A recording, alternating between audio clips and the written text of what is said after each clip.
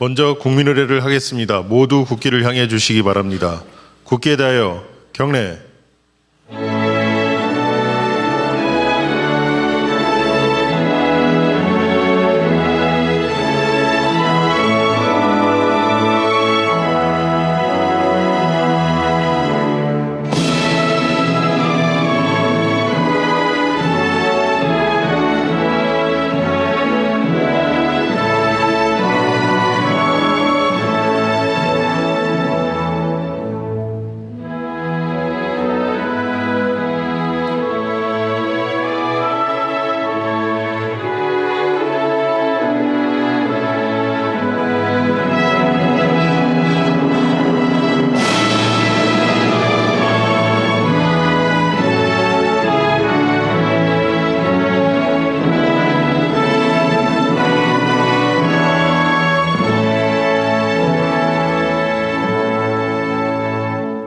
바로 모두 자리에 앉아 주시기 바랍니다.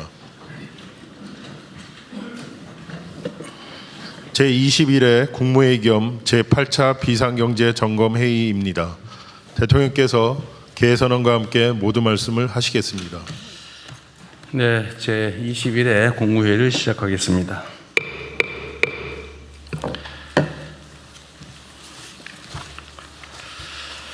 안타까운 일이 벌어졌습니다. 경북 청송 주황산에서 실종된 초등학생이 있습니다. 사흘째 수색을 하고 있는데 아직 발견을 못한 것 같습니다. 1분 1초가 다급한 상황인 만큼 수색에 필요한 모든 영역을 총동원해 주기 바랍니다. 실종아동이 조속히 가족의 품으로 돌아올 수 있게 하는 것은 국가가 해야 될 중요한 일일 것입니다. 수색은 주로 경찰에서 하고 있겠죠? 예, 그렇습니다. 어디 계세요? 예. 지금 혹시 동원 인력이 얼마쯤 되는지 아십니까? 몇 명쯤 투입됐는지 알아보시고요. 예. 이게 지금 500명이 이틀 하는 것보다는 1000명이 하루 하는 게 좀 번잡하고 힘들긴 하겠지만 더 효율적일 수 있으니까. 예, 그렇습니다. 경찰 현재 281명, 소방 28명을 동원했는데 너무 적은 것 같아요. 최대한 더 동원을 하겠습니다. 최대한 동원해서 예.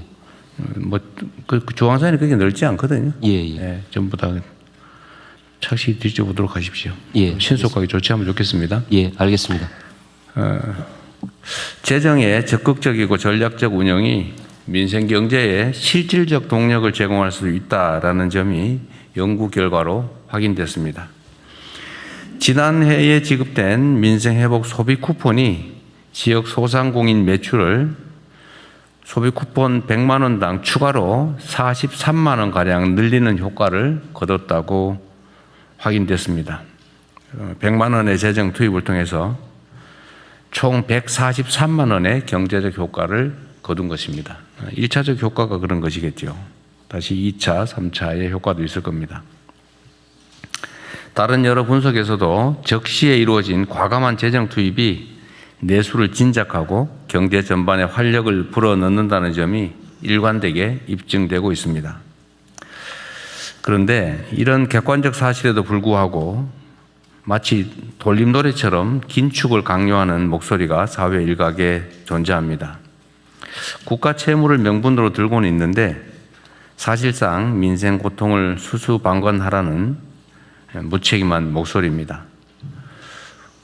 한때 그런 시절이 있었죠. 절약이 미덕일 때가 있었습니다. 안 쓰고 아끼고 저축하고 막 허리띠 졸라매고. 그러나 지금은 소비가 미덕인 시대입니다. 이 돈이 안 돌아서 문제인 사회가 됐습니다.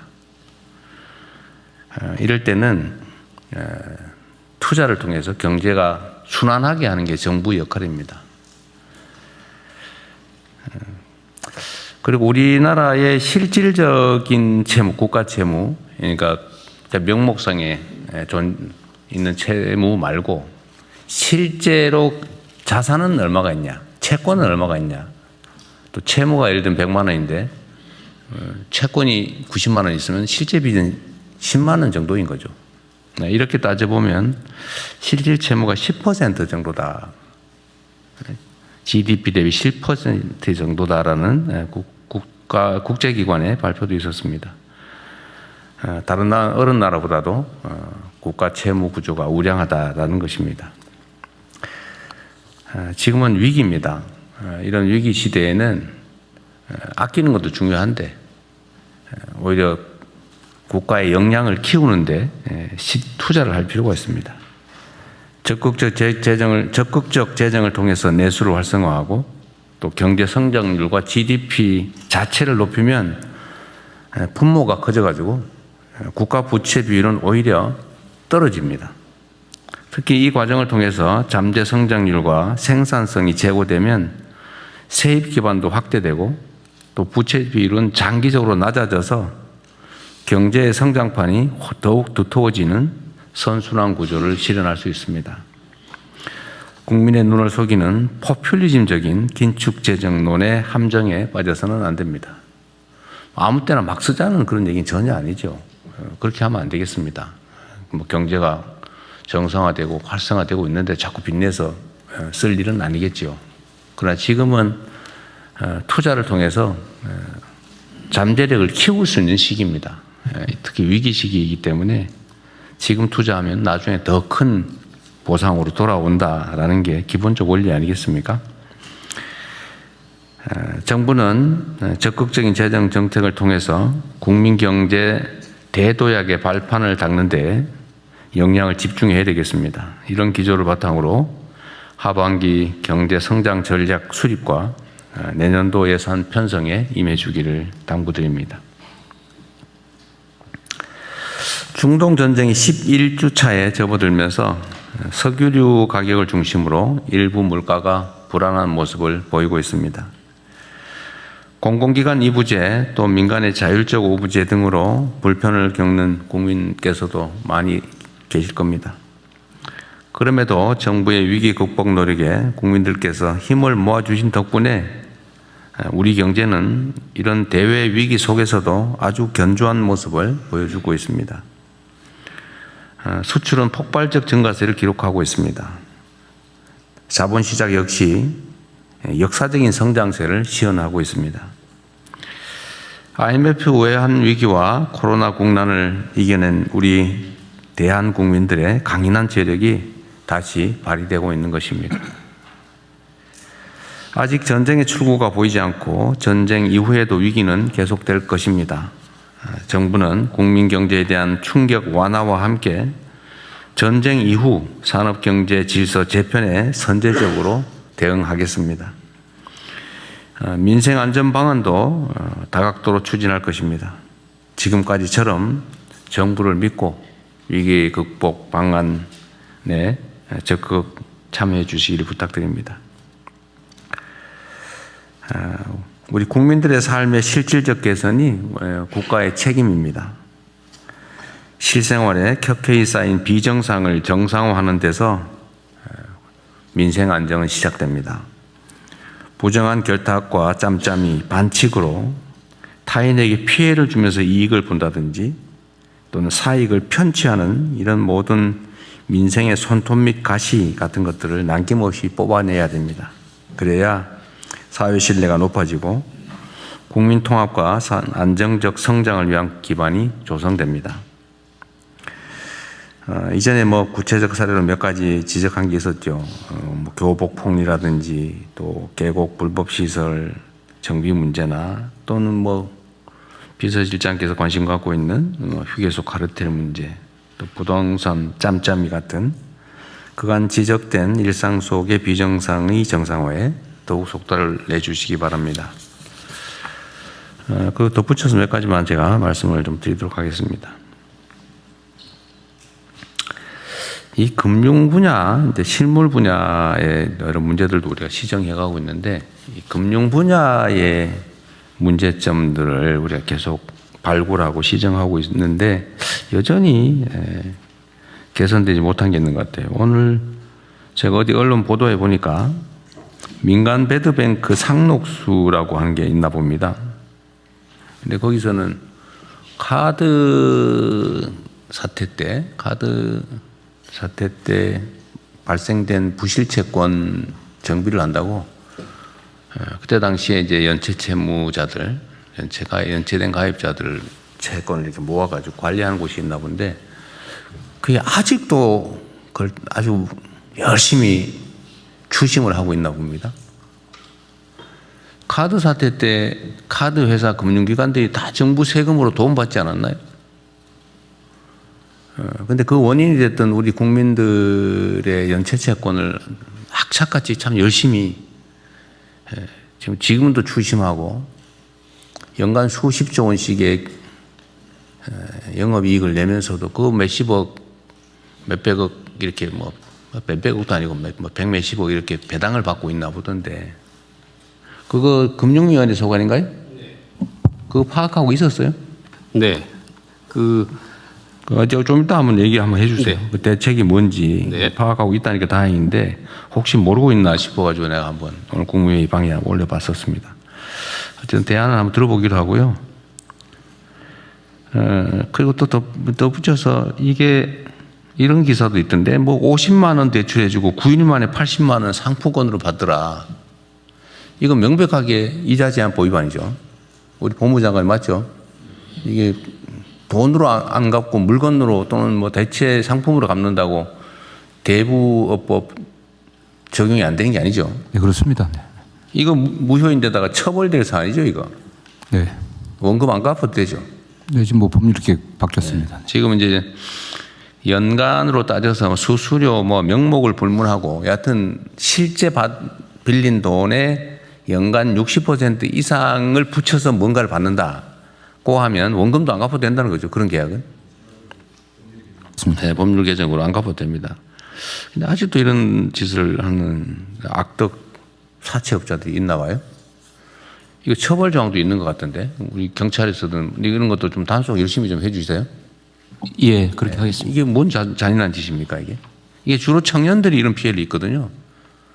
30만 원 빌리고 뭐 몇 달 후에 100만 원 갚고 실제로는 30만 원 더 받고 빚을 300만 원으로 치고 막 이런 짓 하잖아요.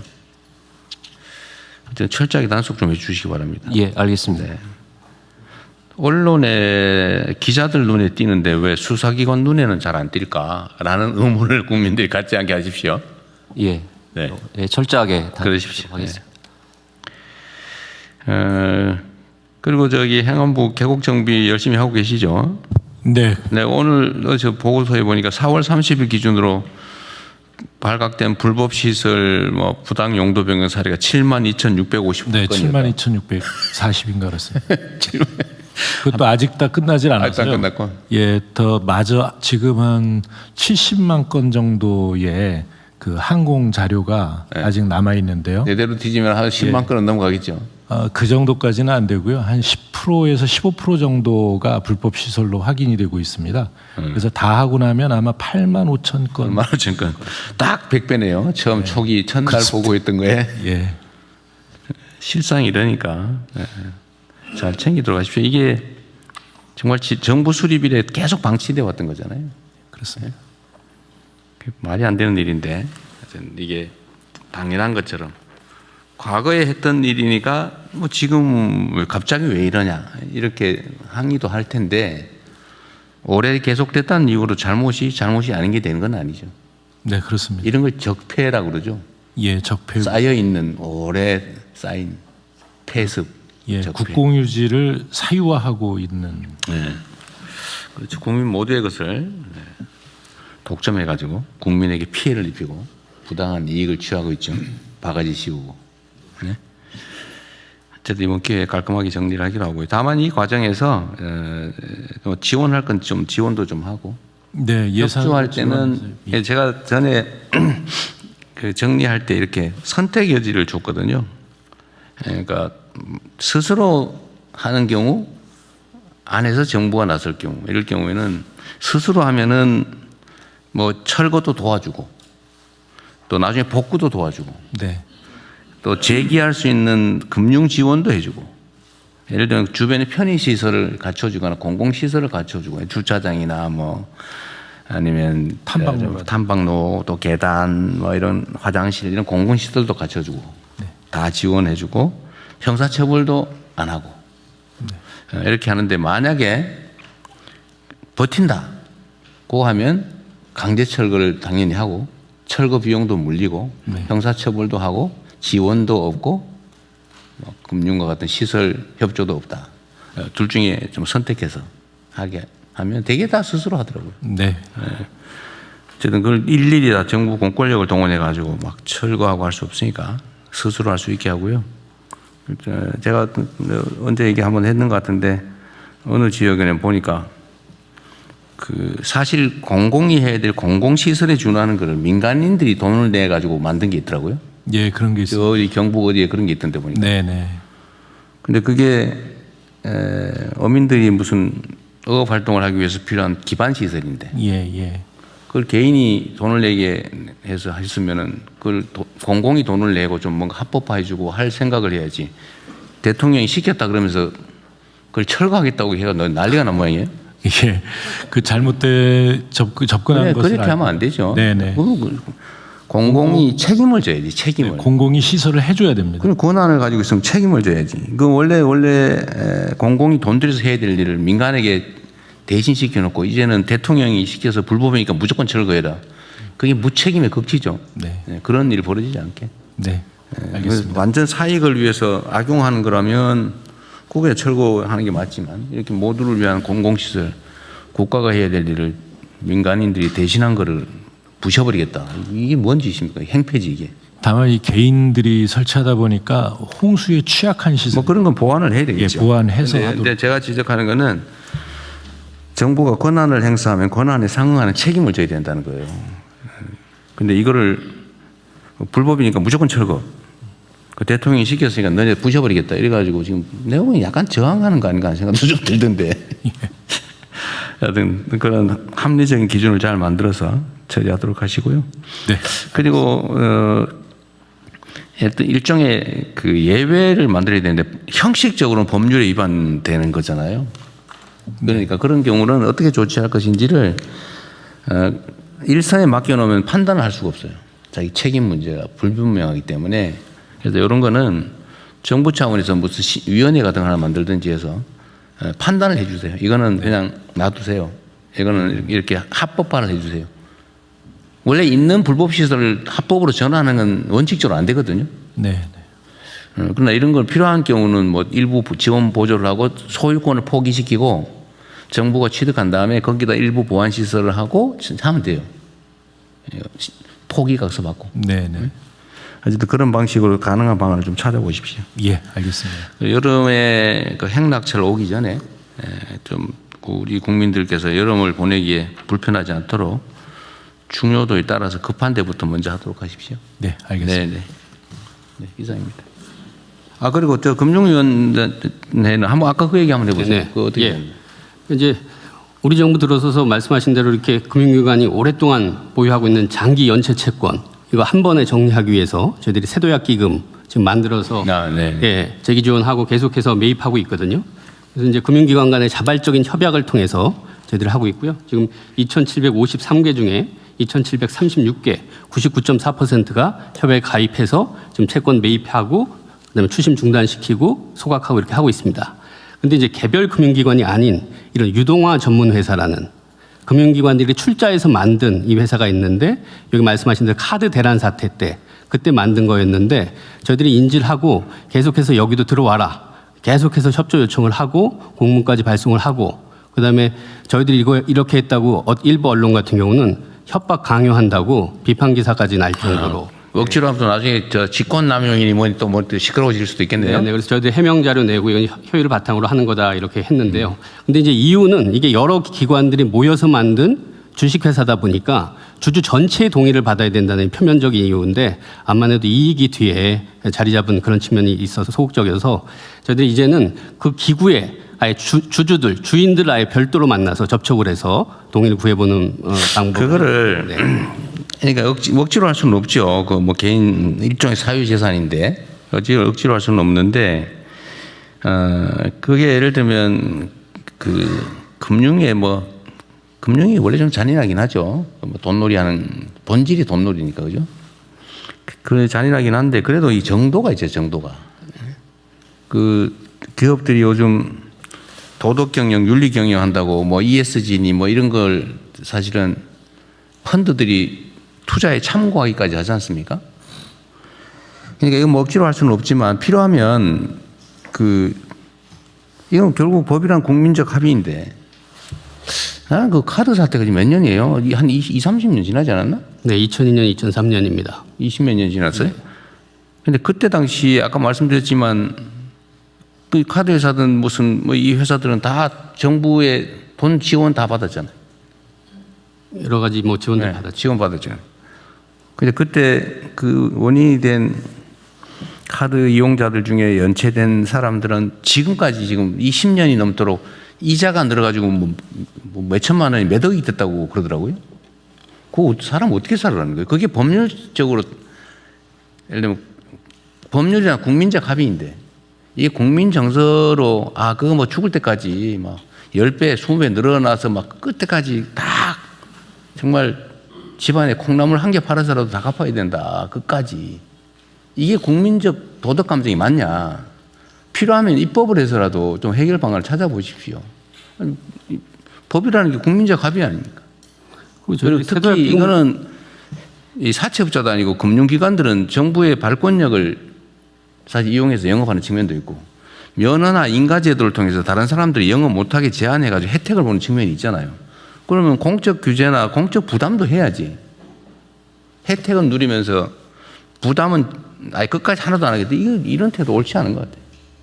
억지로는 못하겠지만 필요한 뭔가 가능한 대안이 있는지 한번 검토해 보십시오. 네네. 이거 억지로 시키면 또 뭐 나중에 시끄러울 것 같아요. 그래서 말씀하신 주지 마세요. 일부 지금 기관들 중에 하나는 자기들이 먼저 자기들이 그걸 매각하겠다. 넘겨서 지금 보도자료 낸 것도 있고요. 그다음에 세도약 기금 자체가 일종의 사회적 합의였습니다. 7년 이상 이렇게 장기 연체된 거를 가지고 있어봐야 결국 그 사람들 괴롭히기만 하고 사회적으로 정상 경제 생활도 못하고 네. 이번에 한번 정리를 해서 다시 재기 기회를 주는 게 우리 경제 사회로 해서 바람직하다. 이런 사회적 합의가 있었기 때문에 금융기관들도 다 참여하고 이렇게 굴러가는 거고요. 아마 이 부분 같은 경우는 제가 보니까 아마 기본 주주들은 개별적으로 물으면 다 참여를 할 겁니다. 하여간 이 부분 같은 경우도 저희들이 해결하도록 다양한 방안을 좀 강구해 보도록 하겠습니다. 여튼 네, 이후 회의는 국무총리께서 진행해 주시겠습니다. 네, 현안 토의부터 진행하겠습니다. 중동전쟁 관련 비상국정 운영 및 대응 현황 재경부 산업부, 금융위, 복지부, 외교부 순서로 장관님들께서 순서대로 발제해 주십시오. 예, 재경부 장관입니다. 거시경제 및 물가 대응방 현황에 대해서 보고를 드리겠습니다. 중동 전쟁의 그 종정 협상안 관련해서 미국과 이란 간의 이견이 노정되고 있어서 시장의 불확실성이 있는 상황입니다. 트럼프 대통령은 이란이 보낸 답변에 대해서 전적으로 용납 불가하다. 쓰레기 같은 제안이다.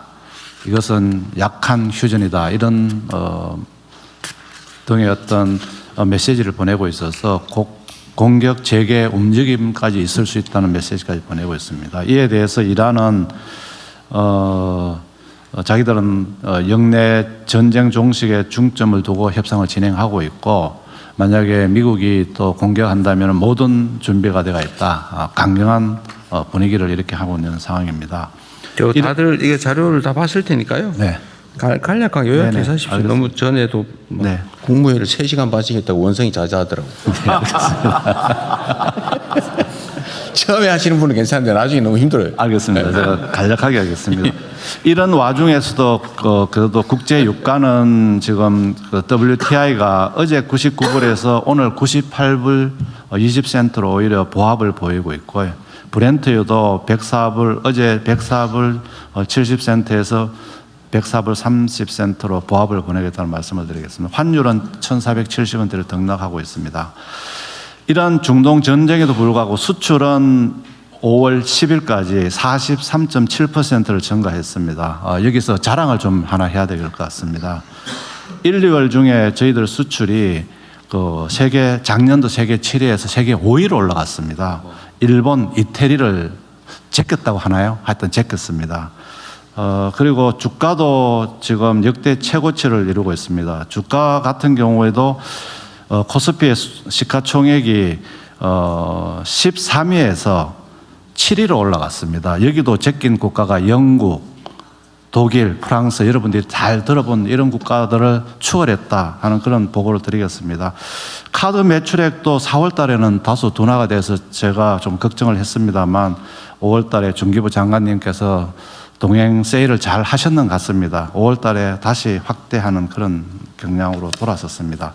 다만 물가는 뭐 국민들께서 보시기에 높은 수준입니다만 다른 나라하고 대비했을 때 물가가 3월 기준으로 보면은 저희들은 2.2%였는데 OECD 평균이 4%였습니다. 그리고 에너지 물가 같은 경우도 OECD 평균이 8.1%였는데 저희들은 5.2%. 미국은 석유가 나는데도 불구하고 12.5%로 그 과정에서도 저희들 최선을 다했습니다만 앞으로도 더 물가 관리에 역점을 두겠습니다.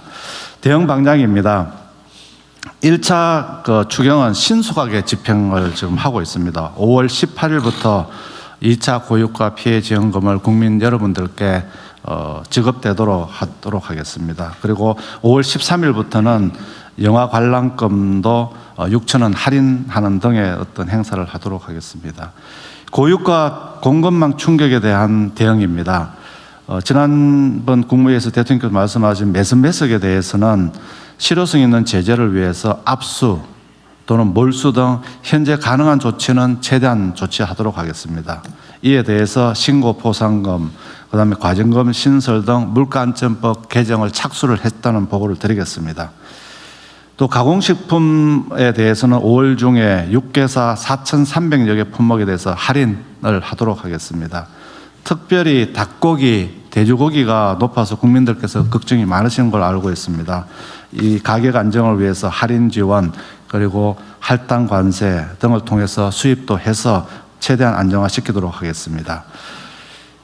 석유류 가격이 올라감에 따라서 화물 자동차 5만 분 차가 되겠습니다. 버스 한 2만, 택시 한 9천 이런 부분에 대한 경유 유가 연동 보조금을 종전에는 1961원까지만 저희들이 지원을 해주다 보니까 어려움이 계셨는데 이번에 2,100원까지 올려서 1,700원 이상이 된 부분에 대한 70% 하면 최대 280원까지 리터당 지원하는 제도로 바꾸도록 하겠습니다. 이를 통해서 법 개정은 완료를 했습니다. 국토부가 고시 개정을 통해서 5월 중에 조속히 시행을 해서 경유 가격 인상에 따라서 어려움을 겪고 있는 우리 국민들 어려움을 덜어드리도록 하겠습니다. 나프타는 지금 5월 평시 수준의 90%까지 공급 가능하도록 수급 여건을 개선될 전망입니다. 그리고 걱정하시는 의료 용품, 생필품, 핵심 산업에 대해서 우선 배분해서 품목별 신속히 대응하도록 하겠습니다. 하여튼 국민 여러분들께서 걱정하지 않으시도록 물가 공급망 관리에 더 세밀하고 촘촘하게 대응하겠다는 보고를 드리겠습니다. 이상 보고를 마치겠습니다. 네. 최경구가 아주 발군의 실력을 발휘하고 있는 것 같아요. 진짜요. 정부 전체가 발군했어요. 정말 열심히들 잘해가지고 지금 1분기 성장률도 아주 높게 나왔다. 네, 1.7%입니다. 네. 예측보다 작년 1분기는 마이너스 0.9%였는데 작년 1분기가 마이너스 0%대 정도. 아니 0.9였지 0.9%. 아 1분기 예. 네, 1분기. 어쨌든 그런데 지금 많이 개선된 것 같아요. 여러 가지가. 그런데 제가 하나 네. 참고로 네. 제낀 게 아니고 제쳤다. 제낀 거는 이렇게 해버린 거예요. 제쳤다. 예, 제쳤다. 수정하겠습니다. 약간 거치세요. 이게 경상도 말을 쓰는가. 제쳤다. 예. 들어가자 아마 제낀다. 많이 제껴 주세요 앞으로도. 네, 하여튼 선진국 네. 자주 제끼도록 하겠습니다. 산업부 에너지수급반 보고 드리겠습니다. 조금 전에 부총리께서 말씀하신 대로 지금 전쟁 휴전 상황에도 불안한 상황이 계속되고 있습니다. 위기 대응 체계를 지속적으로 가동하고 있습니다. 그간 대응 경과입니다. 민간이 함께 구축한 위기 대응 시스템이 체계적, 효과적으로 작동하면서 수급이 전반적으로 안정화되고 있습니다. 조금 전에 부총리께서 말씀하셨다시피 원유는 예년 대비 90% 수준, 나프타는 85에서 90% 수준으로 확보되어 있습니다. 정유사들의 가동률도 평시에 90% 수준까지 회복될 것으로 예상되고 공급망 역시 점차 안정세를 보이고 있습니다. 비축유의 수합제도 그리고 추경을 통해 조기에 확보한 재원을 통한 나프타 제체 물량 확보 지원 등 정부의 재정, 제조적 지원이 현장에서 효과적으로 작동하고 특히 전략경제협력 특사단이 확보한 물량이 순차적으로 도입되면 나타난 결과로 보입니다. 앞으로도 이와 같은 물량 수급이 원활히 작동될 수 있도록 최대한 노력을 하겠습니다. 이와 함께 수출 물량의 내수 전환, 필수 분야 원료 우선 공급 등을 통해 4월 하순부터는 산업 공급망도 빠르게 안정세를 보이고 있습니다. 주사기, 조선 바이오 같은 핵심 산업, 농업용 비닐 포장재 등 이런 전반적인 우려가 됐던 분야에서도 공급망에서 안정된 모습을 보이고 있습니다. 5차 최고 가격제가 물가 부담, 민생 안정 등을 종합적으로 고려하여 동결하였으며 최고 가격제가 3월 달에는 0.6%포인트, 4월에는 1.2%포인트 수준의 물가 안정 효과가 나타나면서 물가 안정과 서민생활 안정에 크게 기여하는 것으로 나타나고 있습니다. 아울러 가격 안정에 기여한 착한 주유소도 5월 8일 94개소 추가 선정하였습니다. 지난번 대통령님께서 말씀하신 이후로 착한 주유소에 대한 국민들의 관심이 폭발적으로 늘어나고 있는 상황입니다. 관심도 많고 주유소들도 어떻게 하면 될 수 있는지에도 관심이 많은데 국민 여러분들께서도 앞으로도 내비게이션 어플을 통해서 착한 주유소를 쉽게 찾을 수 있는 만큼 많은 관심과 이용 부탁드리겠습니다. 아쉽게도 아직 착한 주유소가 아직 선정되지는 않았습니다. 조금 더 기다려봐야 될 것 같습니다. 다음 향후 계획입니다. 중동 전쟁 불확실성이 지속되고 여파가 장기화될 가능성에 대비하여 위기 대응 체계를 지속적으로 운영하겠습니다.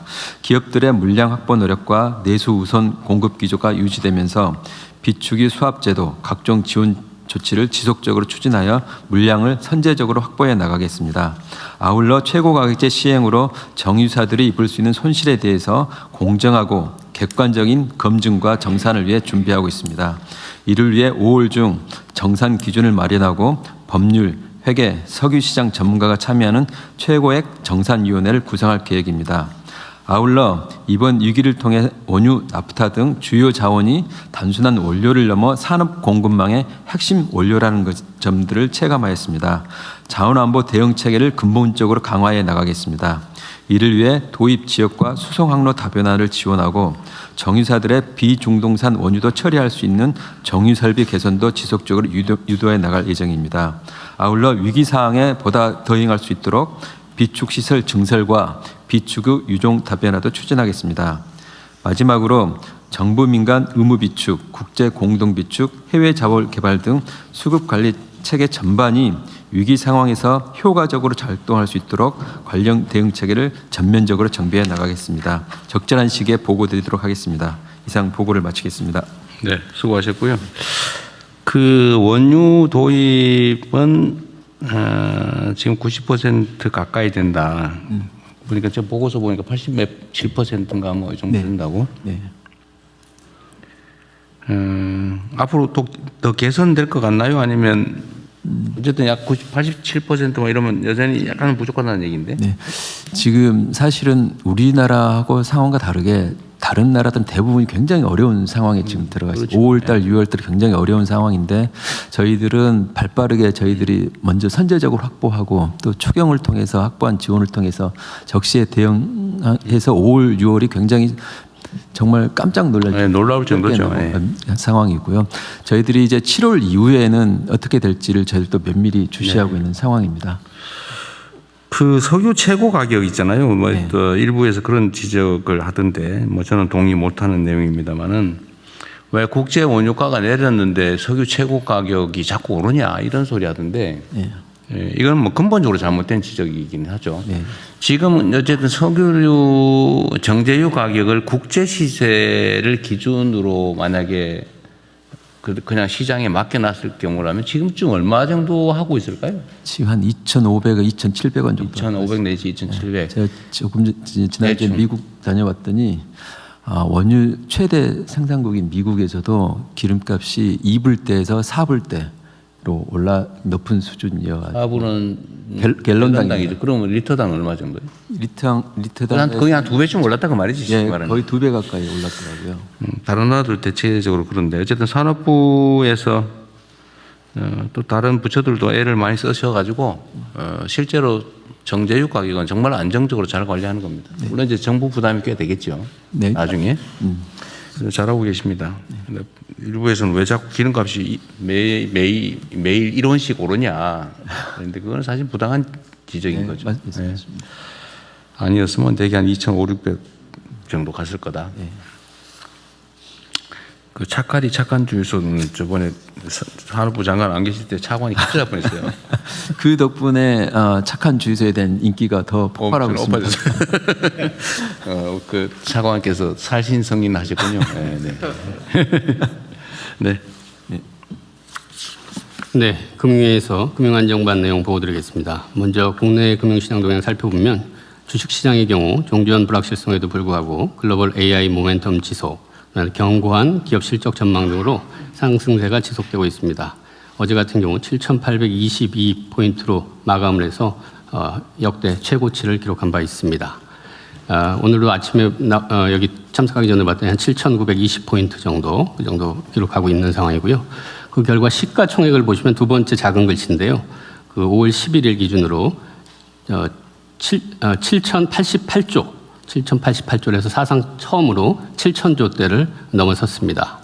그래서 우리 정부 출범하기 전인 6월 2일 기준으로 보면 2,594조였는데 한 2.7배가 1년도 안 된 사이에 시가총액이 늘어난 걸 보실 수가 있습니다. 그래서 아까 부총님이 말씀하셨는데 글로벌 시총 순위로는 7위인데 어제까지 기준으로 다시 한번 재집계를 하면 아직 블룸버그에서 공식 기가 안 나왔는데 6위가 대만인데 아마 대만을 제칠 것으로 지금 보여지고 있습니다. 여기는 표준말 하잖아요. 이거 제끼는 게 아니고 제친다고 그러잖아요. 네, 채권 시장은 주요국 금리 인상 움직임이 확산되는 가운데 국내 금리는 중동 협상 진행 상황 및 유가 흐름에 연동되면서 등락을 반복하고 있습니다. 금융 부문의 대응은 현장 애로 해소에 실질적 도움이 될 수 있는 금융 지원 노력을 지속하고 있습니다. 피해 기업들 대상으로 정책 금융 지원 프로그램 6.7조 원이 집행이 되었고 은행권 중심으로 피해 기업 등 대상 약 23.2조 원이 지원되었습니다. 그리고 원활한 납사 지원을 위한 여천 NCC 수입 신용장 한도 상향도 차질 없이 진행되고 있습니다. 금융업권별 특성을 감안한 국민 체감형 상생금융 노력을 계속하고 있는데요. 차량 오부제, 할인 특약 같은 경우 가입 신청이 개시되었고 주유특화 카드 혜택 확대 지속되고 있습니다. 그리고 화물차, 할부 원금 만기 연장도 계속 실시 중입니다. 그리고 금융 시스템 안정을 위한 채권 자금시장 안정 프로그램 4.6조 원 원활히 집행되고 있습니다. 계속해서 금융부문에서 리스크 관리와 민생, 실물경제 지원에 만전을 기하도록 하겠습니다. 이상 보고 마치겠습니다. 네. 너무 잘하고 있어서 뭐 지적할 게 없네. 다음 하시죠. 보건복지부 장관입니다. 민생복지반 보고 드리겠습니다. 취약계층 보호 및 민생안정 지원입니다. 생계위기 상담 그리고 긴급복지 신청 건수는 최근 9주간 증가하는 동향은 없습니다. 지속적으로 모니터링하겠습니다. 사각지대 발굴 지원을 위해서 5월 1주까지 복지 위기가구 6만 7천여 명에 대한 조사를 하여서 2만 7천여 명에 대해서 지원을 하였습니다. 고독사 위험자에 대해서도 1만 2천여 명을 조사해서 5,800명에 대한 지원을 하였습니다.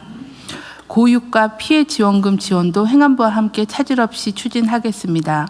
수급자 및 사상위 계층 등을 대상으로 하는 1차 지원은 신청 기간 중에 91.2%가 신청을 했으며 미신청자는 2차 기간 중에 추가 신청 및 지급을 할 예정입니다. 전국민 70%를 대상으로 하는 2차 지원은 5월 18일부터 신청과 지급을 개시하도록 하겠습니다. 중동 전쟁 위기에서 신속한 고용 지원이 이루어질 수 있도록 고용 위기 지역 및 특별 고용 지원 업종의 지정 요건을 개선해서 시행 중이고 고용 유지 지원금 요건 완화 업종도 항공 운송업 그리고 고무 플라스틱 제조업 등을 추가로 확대하였습니다. 의료 제품은 수급 관리에 총력을 기울인 결과 최근 수급 상황은 안정 추세로 전환된 상황입니다.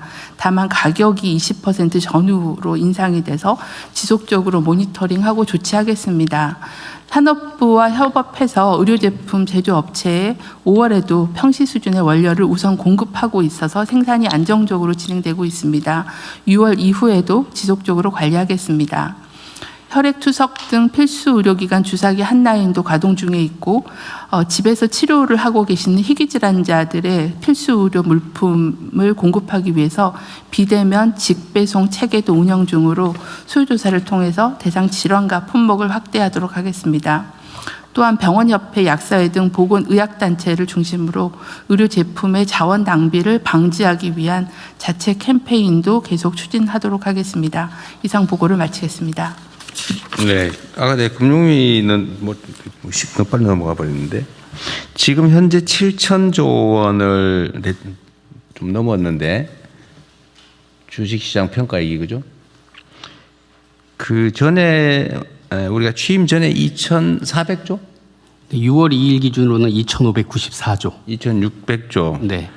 그러면 대개 한 4,400조 정도가 늘어난 거죠. 근데 네. 이거는 두 가지 요소가 있겠죠. 이게 늘어난 거는 기존의 저평가가 개선된 거 하나하고 두 번째는 최근에 실적 개선된 거 이 두 가지가 합쳐져 있는 거 아니겠습니까? 네네네. 근데 저평가를 개선하는 거는 사실 우리가 그 이전에는 가지고 있는 자산을 낮게 평가받아서 사실 억울하게 재산이 줄어들어 있었던 건데 이제는 조금 그게 늘어난 거죠. 이거는 사실 국부가 늘어나는 효과가 있다는 거 아닙니까? 네. 근데 지금도 제가 보기로는 이 저평가가 완전히 해소된 건 아닌데 하여튼 전에 정책시장님한테도 제가 말씀드렸습니다만 저는 금융 분야의 이 비정상 시장 질서를 정상화하는 건 매우 중요해요. 정말 상식적인 금융 질서를 만드는 것이 중요하고 물론 우리가 이때까지 했던 생산적 금융으로의 전환, 부동산 투기 공화국 탈출, 시장 질서 정상화 이런 게 다 맞물려 가지고 이제 벌어진 일인데 앞으로도 계속 지속적으로 해야 될 과제인 것 같습니다.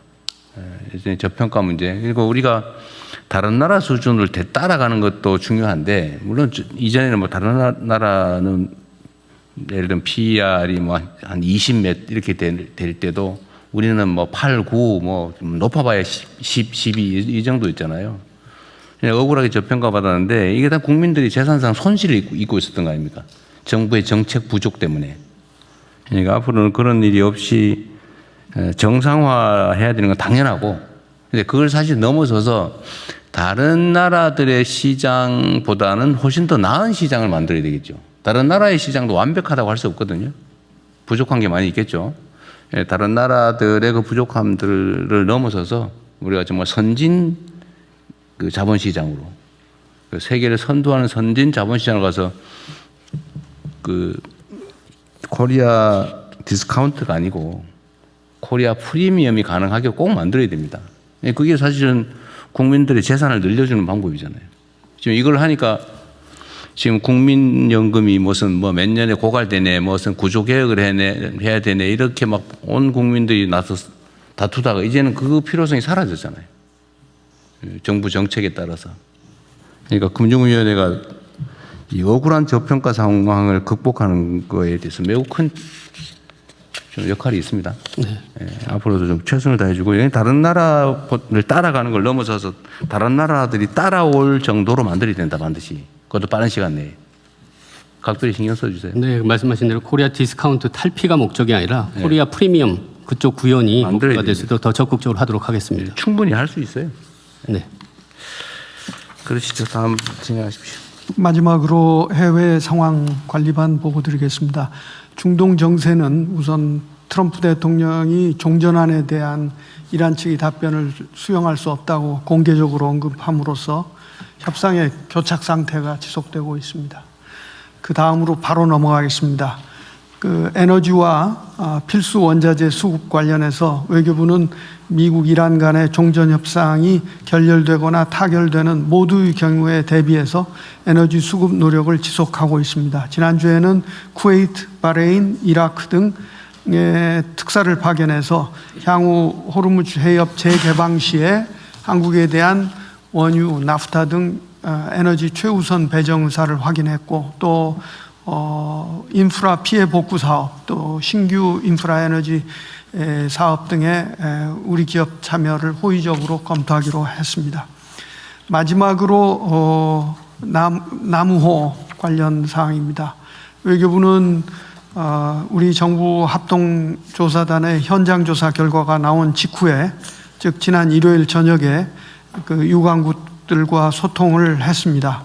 조사단은 지난 5월 8일 현장 조사를 통해서 5월 4일에 미상의 비행체 2대가 남호를 2차례 타격한 점을 확인하였습니다. 정부는 이제 남호를 포함한 민간 선박에 대한 공격은 어떤 경우에도 정당화되거나 용납될 수 없다는 입장을 관련국들에게 분명히 밝혔고, 추가 조사를 통해서 공격 주체와 정확한 기종, 또 물리적 크기들을 식별해 나가고자 하며 이에 따라서 필요한 대응 조치를 취해 나갈 것입니다.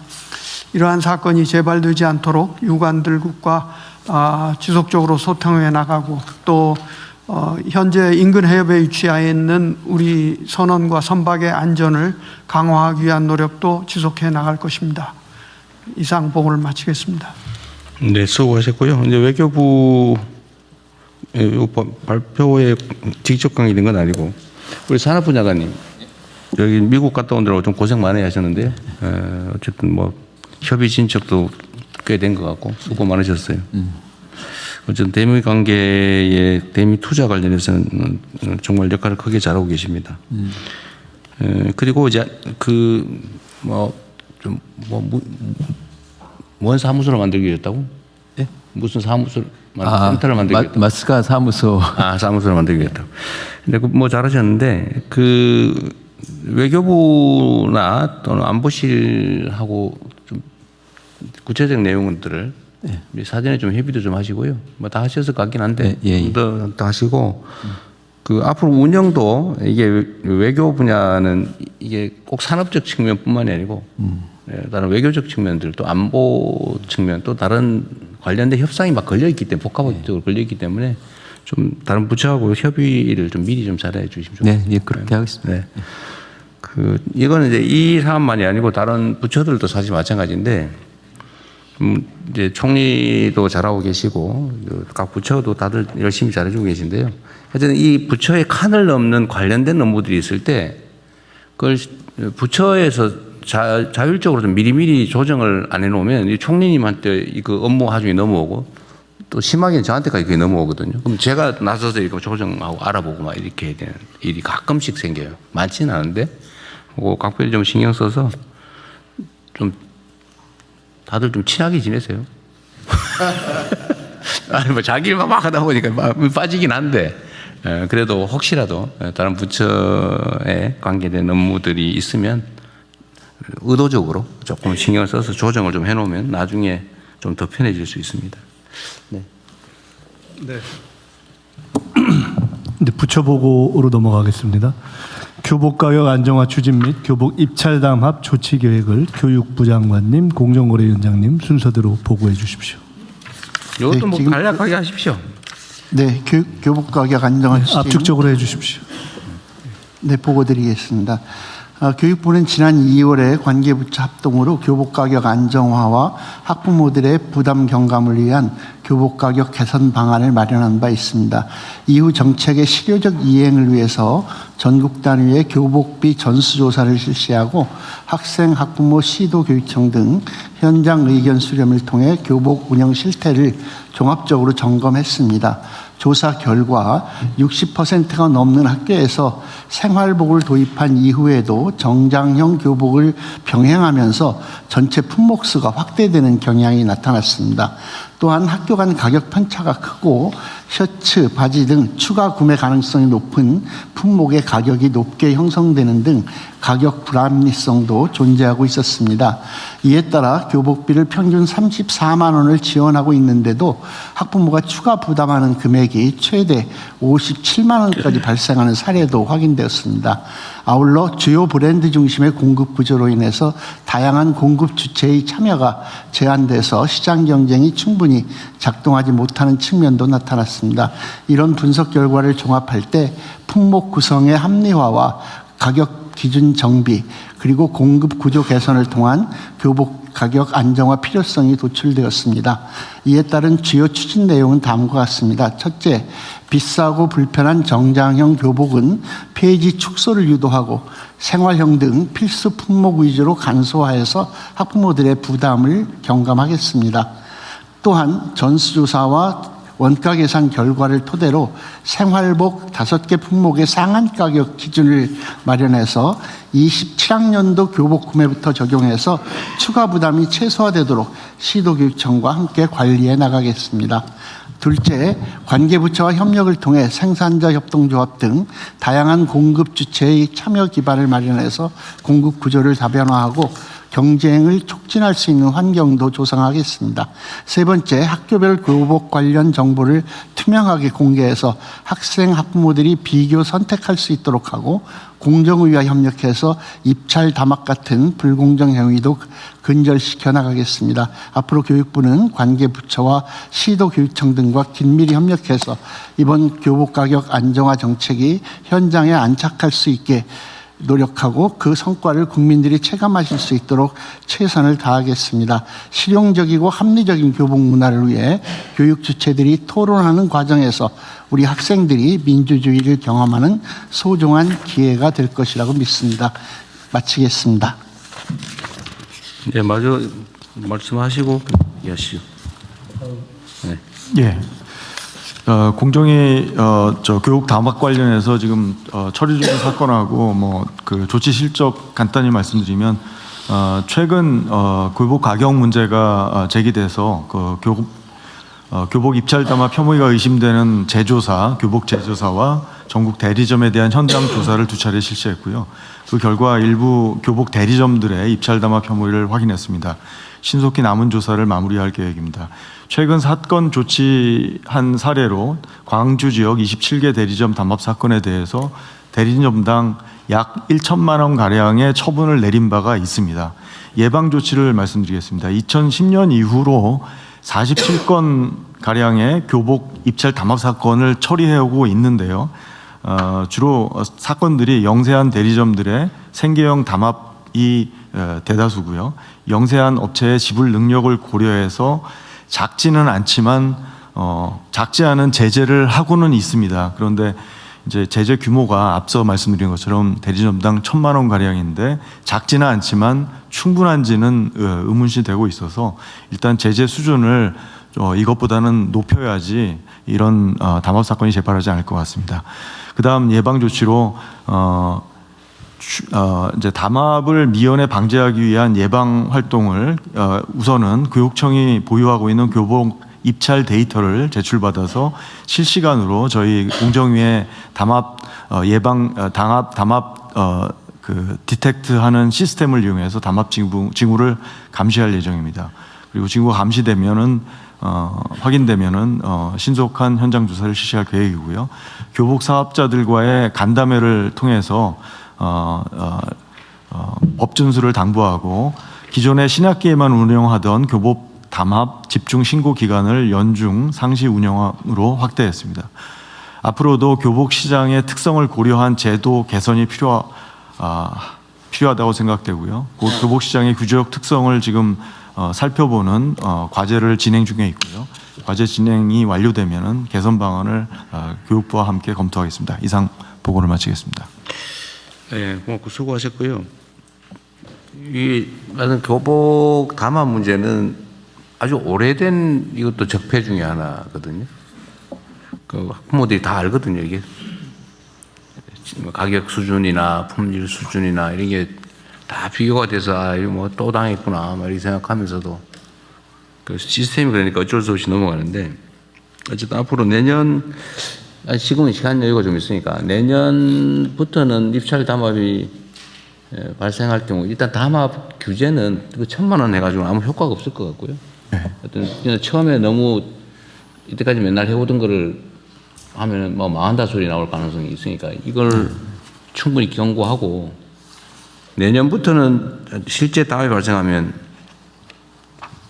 아주 기업들 하듯이 세게 해서 다시는 담합 생각도 못하게 만들어야 됩니다. 예, 한 1,000만 원이 부당이익 수준인데 그거를 현저히 초과해야 된다고 생각합니다. 네, 부당이익 하면은 걸리면 본전이고 안 걸리면 남고 그렇게 되면 안 되죠. 그렇습니다. 그리고 이거를 객관적 검증을 하는 게 중요한데요. 교육부나 이런 데 어디 뭐 홈페이지나 이런 거 있어요? 이게 교복은 이제 교육청별로 그러니까 있는데 교육청이 있습니다. 그게 문제죠. 그러니까 그거를 통합해서 네. 교육청에 있는 거 다 모으면 되잖아요. 모아가지고 교육부에서 전국의 교복 상황 가격 뭐 이런 거를 공지를 해주면 어때요? 비교할 게. 어쨌든 내년도부터는 그 우리가 지급하는 범위 안에서 전체적으로 유지될 수 있도록 그거 안 돼요. 하려고 합니다. 그게 지금까지 예를 들면 교복이 이게 사실 제가 먼저 시작한 일이긴 한데 교복 하는데 이만큼 드는구나. 동복, 가복, 뭐 셔츠에 뭐 이렇게 계속 계산을 해가지고 얼마 이렇게 정했는데 그때는 실제로 쓰고 있는 금액만큼 했거든요. 했더니 이거 빠져나가는 방법으로 그게 아닌가 뭐 체육복 또 무슨 복 한 벌 더 뭐 이렇게 해가지고 바가지를 씌우더라고요. 그러니까 그 금액을 규제를 해도 그 외의 걸 또 해버린다니까요. 네, 금액 규제는 별로 그럴 것 같고 요 안에서 하고 더 이상 하지 말라고 한다는 쉽게 될지는 잘 모르겠는데 어쨌든 해보시고요. 네. 제가 보기엔 비교하게 하는 게 제일 중요하다. 예를 들면 제주도에 무슨 중학교는 뭐 했는데 얼마 보여주세요. 사진 찍어가지고 네. 요 옷 하나 얼마, 뭐 스카프 얼마, 셔츠 얼마, 뭐 바지 얼마, 치마 얼마 이거 가지고 가능할 것 같습니다. 그러게. 네, 그렇게 있는데 그대로 공제가 쭉 비교할 수 있게. 네네. 그렇게 한번 해보시는 걸 검토해 보세요. 네, 알겠습니다. 네. 뭐 이게 뭐 아주 사소한 사례죠. 이거 말고도 뭐 이런 게 너무 많죠. 네. 다음은 예방중심 개인정보관리체계 전환 계획을 개인정보보호위원장께서 보고해 주십시오. 죄송합니다. 순서가 바뀌었네요. 위기가구 지원을 위한 복지 안전매트 강화 방안을 먼저 하겠습니다. 보건복지부 장관님 보고해 주십시오. 네, 위기가구 지원을 위한 복지 안전매트 강화 방안을 보고드리겠습니다. 최근 아동 양육가구 또 노인 돌봄 가구의 위기가구 사망 사건을 계기로 기존의 복지제도의 미비점을 현장과 면밀하게 검토하여 관계부처 합동으로 대책을 마련했습니다.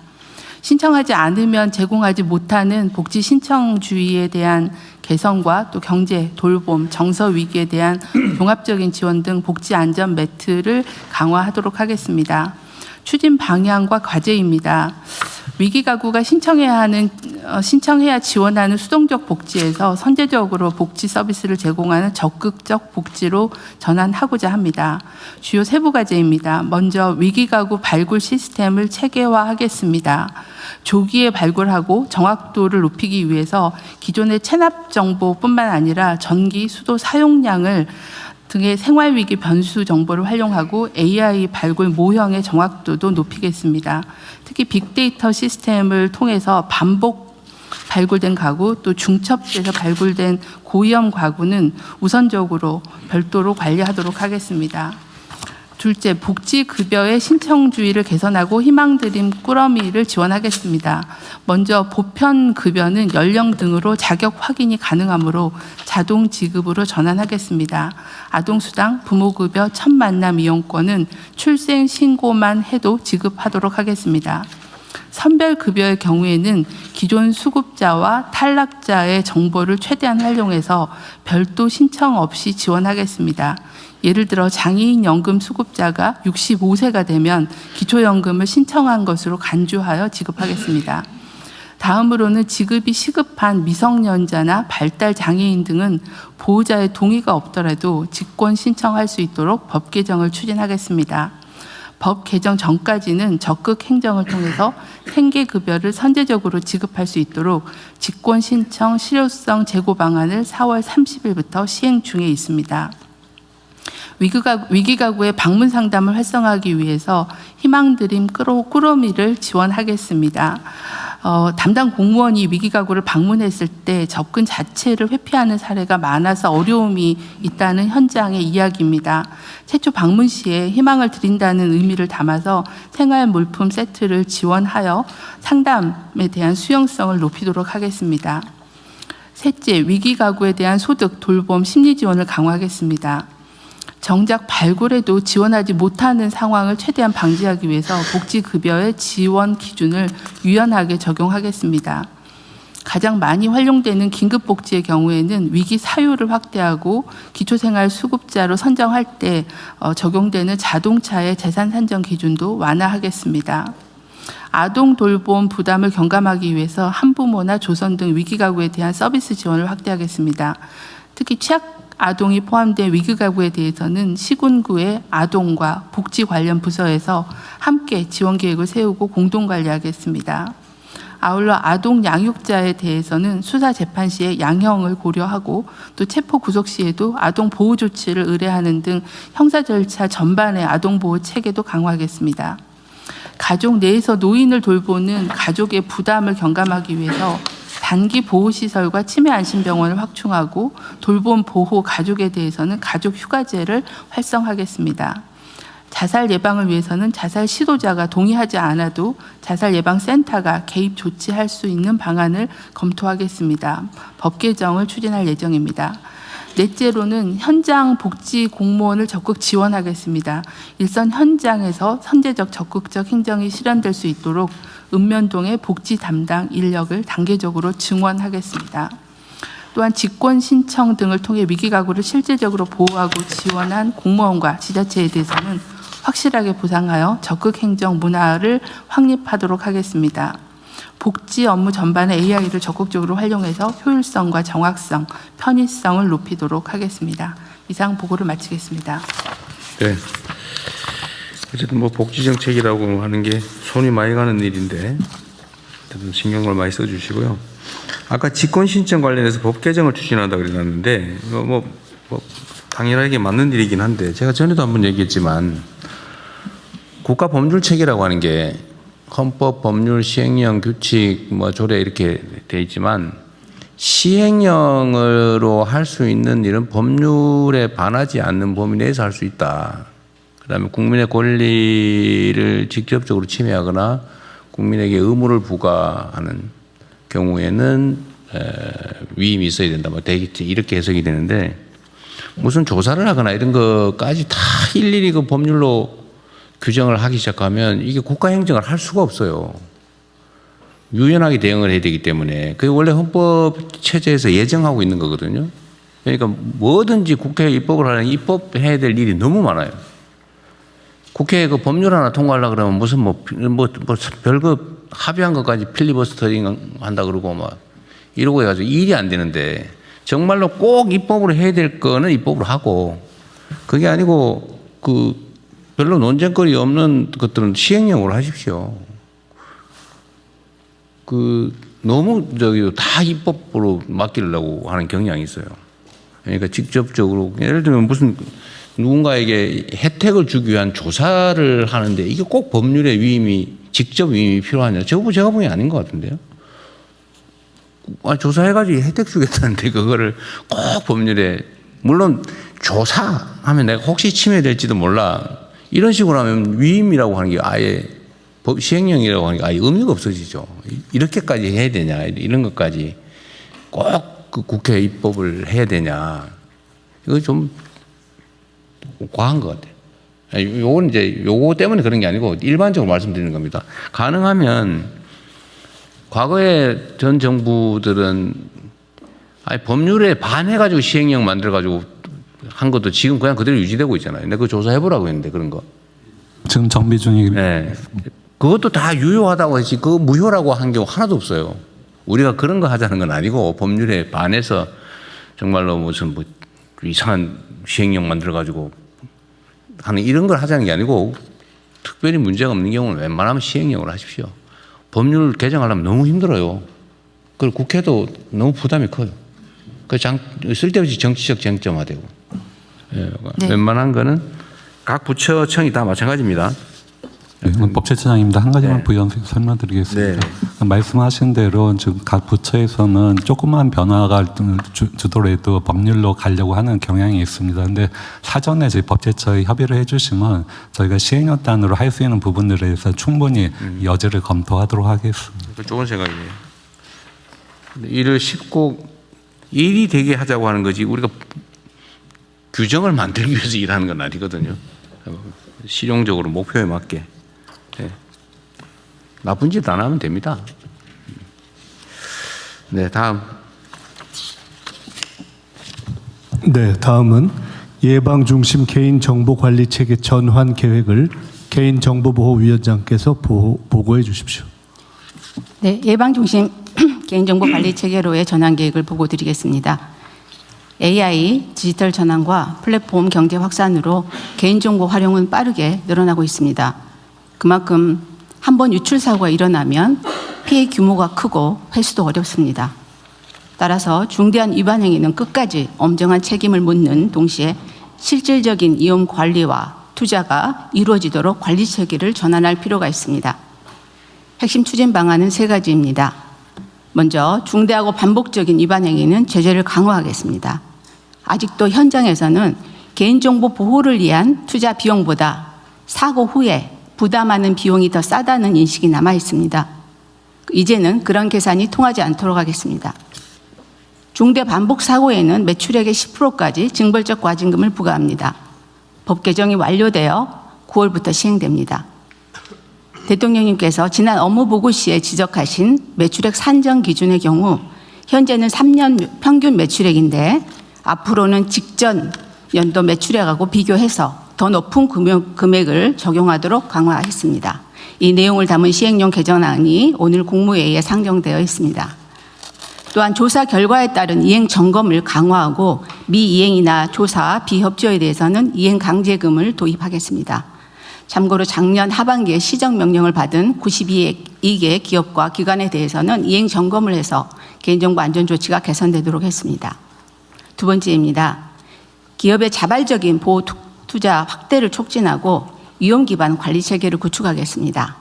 법정 최소 기준을 넘어 선제적인 보호 조치를 하거나 실효적인 관리 체계를 운영하는 경우 과징금 감경 등 확실한 인센티브를 부여하겠습니다.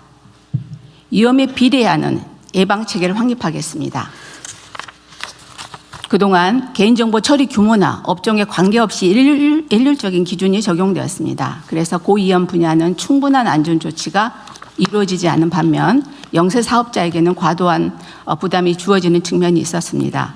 앞으로는 위험도에 따라서 관리 수준을 차등화하고 특히 개인정보를 대규모로 처리하거나 사고 위험이 큰 분야는 정기 또 수시 점검을 통해서 필요한 개선을 미리 하도록 하겠습니다. 또한 보안 취약성이 큰 상조회사나 고객 상담센터, 민감 정보를 대량 처리하는 결혼정보업체를 점검 중입니다. 또 아동이 많이 이용하는 에듀테크 분야도 교육부와 함께 다음 주부터 점검을 시작합니다. 작년 하반기에는 네이버, 카카오를 비롯한 슈퍼앱 5개 기업과 아마존과 같은 클라우드 3개 사업자를 사전 실태 점검해서 안전조치를 개선한 바 있습니다. 또한 갈수록 개인정보 처리가 복잡해져서 서비스가 나온 뒤에는 침해를 인지하기도 막기도 쉽지 않습니다. 따라서 시스템을 처음 설계할 때부터 개인정보 보호를 반영하는 PBD라고 하는 즉 프라이버시 바이 디자인인데요. 이 원칙이 국제적인 추세입니다. 개인정보 보호 관리체계 인증 제도와 또 개인정보 영향 평가 제도를 개선해서 이 원칙이 현장에서 실질적으로 구현되도록 하겠습니다. 공공 부분의 역량도 확충하겠습니다. 지난 2월 국무회의에서 협조 요청드렸던 공공 시스템 긴급 실태 점검이 각 부처의 적극적인 협조 덕분에 차질 없이 진행되었습니다. 점검 결과 일부 시스템에서 10년 이상 보안 패치를 하지 않거나 모의 해킹과 같은 취약점 점검을 별도로 하지 않는 사례들이 다수 발견되었습니다. 전담 인력도 부족합니다. 특히 기초지방정부의 경우는 전담 인력이 0.3명 수준에 불과합니다. 전담 인력과 재원을 확보할 수 있도록 지원하고 범부처, 민관 협력을 통해서 사회 전반의 보호 역량도 높여가겠습니다. 마지막으로 국민 피해 구제를 강화하겠습니다. 유출 사고가 발생했을 때 국민들께서는 내 정보가 털렸는데 내가 받은 피해는 누가 책임지냐는 답답함을 느끼실 수 있습니다. 현재 법무부 주관으로 추진 중인 집단소송제 도입과 더불어서 개인정보보호법상 법정 손해배상 책임 제도를 활성화하겠습니다. 유출 사고 시에 기업과 기관의 책임을 원칙으로 하고 전반적인 입증 책임도 유출기관이 지도록 하겠습니다. 다크패턴처럼 이용자를 속여서 개인정보 수정이나 동의 철회, 탈퇴를 어렵게 만드는 행태도 집중 점검하겠습니다.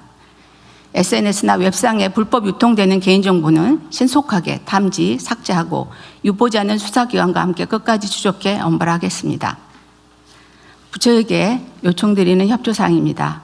각 부처 매우 바쁘실 텐데요. 그래도 소관 분야 기업과 공공기관을 대상으로 점검을 강화하고 필요한 인력과 재원이 확보되도록 살펴봐 주시기를 요청드립니다. 개인정보위도 점검 도구를 배포하고 각 부처에서 말씀 주시면 합동 점검을 하겠습니다. 개인정보는 한 번 유출되면 되돌리기 어렵습니다. 그러나 사전에 위험을 관리하면 사고가 일어나더라도 피해를 크게 줄일 수 있습니다. 엄정한 사후 책임에 더해서 사전 예방이 실질적으로 작동하는 체계를 만들어 국민이 신뢰할 수 있는 개인정보 활용 환경을 만들겠습니다. 이상입니다. 네, 이거 저희 개인정보 보호 업무를 각 부처청이 제대로 하고 있는지는 개인정보보호위원회가 체크도 해야죠. 네, 그렇습니다. 네, 협조 요청할 일이 하고 끝날 일이 아니고. 네, 맞습니다. 가끔씩 불시 점검도 좀 하세요. 담당자가 있는지 제대로 일하고 있는지. 그렇게 하겠습니다. 당연히 해야 될 일입니다. 네. 네, 네. 특히 앞으로 이게 소위 인공지능 사회로 전환이 되면 데이터 정보가 매우 중요하게 되는데 그 사회 전 재산이라고 할 수 있잖아요. 맞습니다. 그게 예를 들면 악용이 되거나 유출되거나 왜곡되거나 하면 큰일 나니까. 근데 그 중요성을 아직 다들 체감을 잘 못해요. 그런 것 같습니다. 네, 최근에 인식이 많이 높아지긴 했지만 아직은 이제 여러 기업이나 또 기관에서도 그런 아직 인식이 좀 저조한 측면들이. 위원장께서 열심히 뛰어다니십시오. 그렇게 하겠습니다. 더 열심히 하겠습니다. 메뚜기처럼 이 부처 저 부처 뛰어다니면서 체크하세요. 네, 대통령 기획처 장관입니다. 관련된 이제 인력 관련해서 지금 말씀이 좀 있으셔가지고요. 네. 제가 살펴봤더니 현재 개인정보 보호 담당 인력이 이제 평균 1.9명인데 이 개인정보 보호만 전담하는 인력은 기관당 0.7명입니다. 그러니까 매우 지금 부족한 상황이고요. 더구나 재직 기간을 봤더니 그러니까 1년 미만이 34.2%, 2년 미만이 56.3%니까 대부분이 그냥 잠깐 근무하다 또 이동하는 이런 이제 상황이기 때문에 전문 인력도 좀 부족한 상황입니다. 그래서 오늘 요청이 있어서 기획처도 각 부처가 개인정보 보호를 위한 소요를 좀 충분히 편성해서 요구를 하면 저희도 적극 좀 지원 검토하겠습니다. 그 데이터청도 사실은 여기 관련이 좀 있는데 데이터청 어디? 네, 여기 있습니다.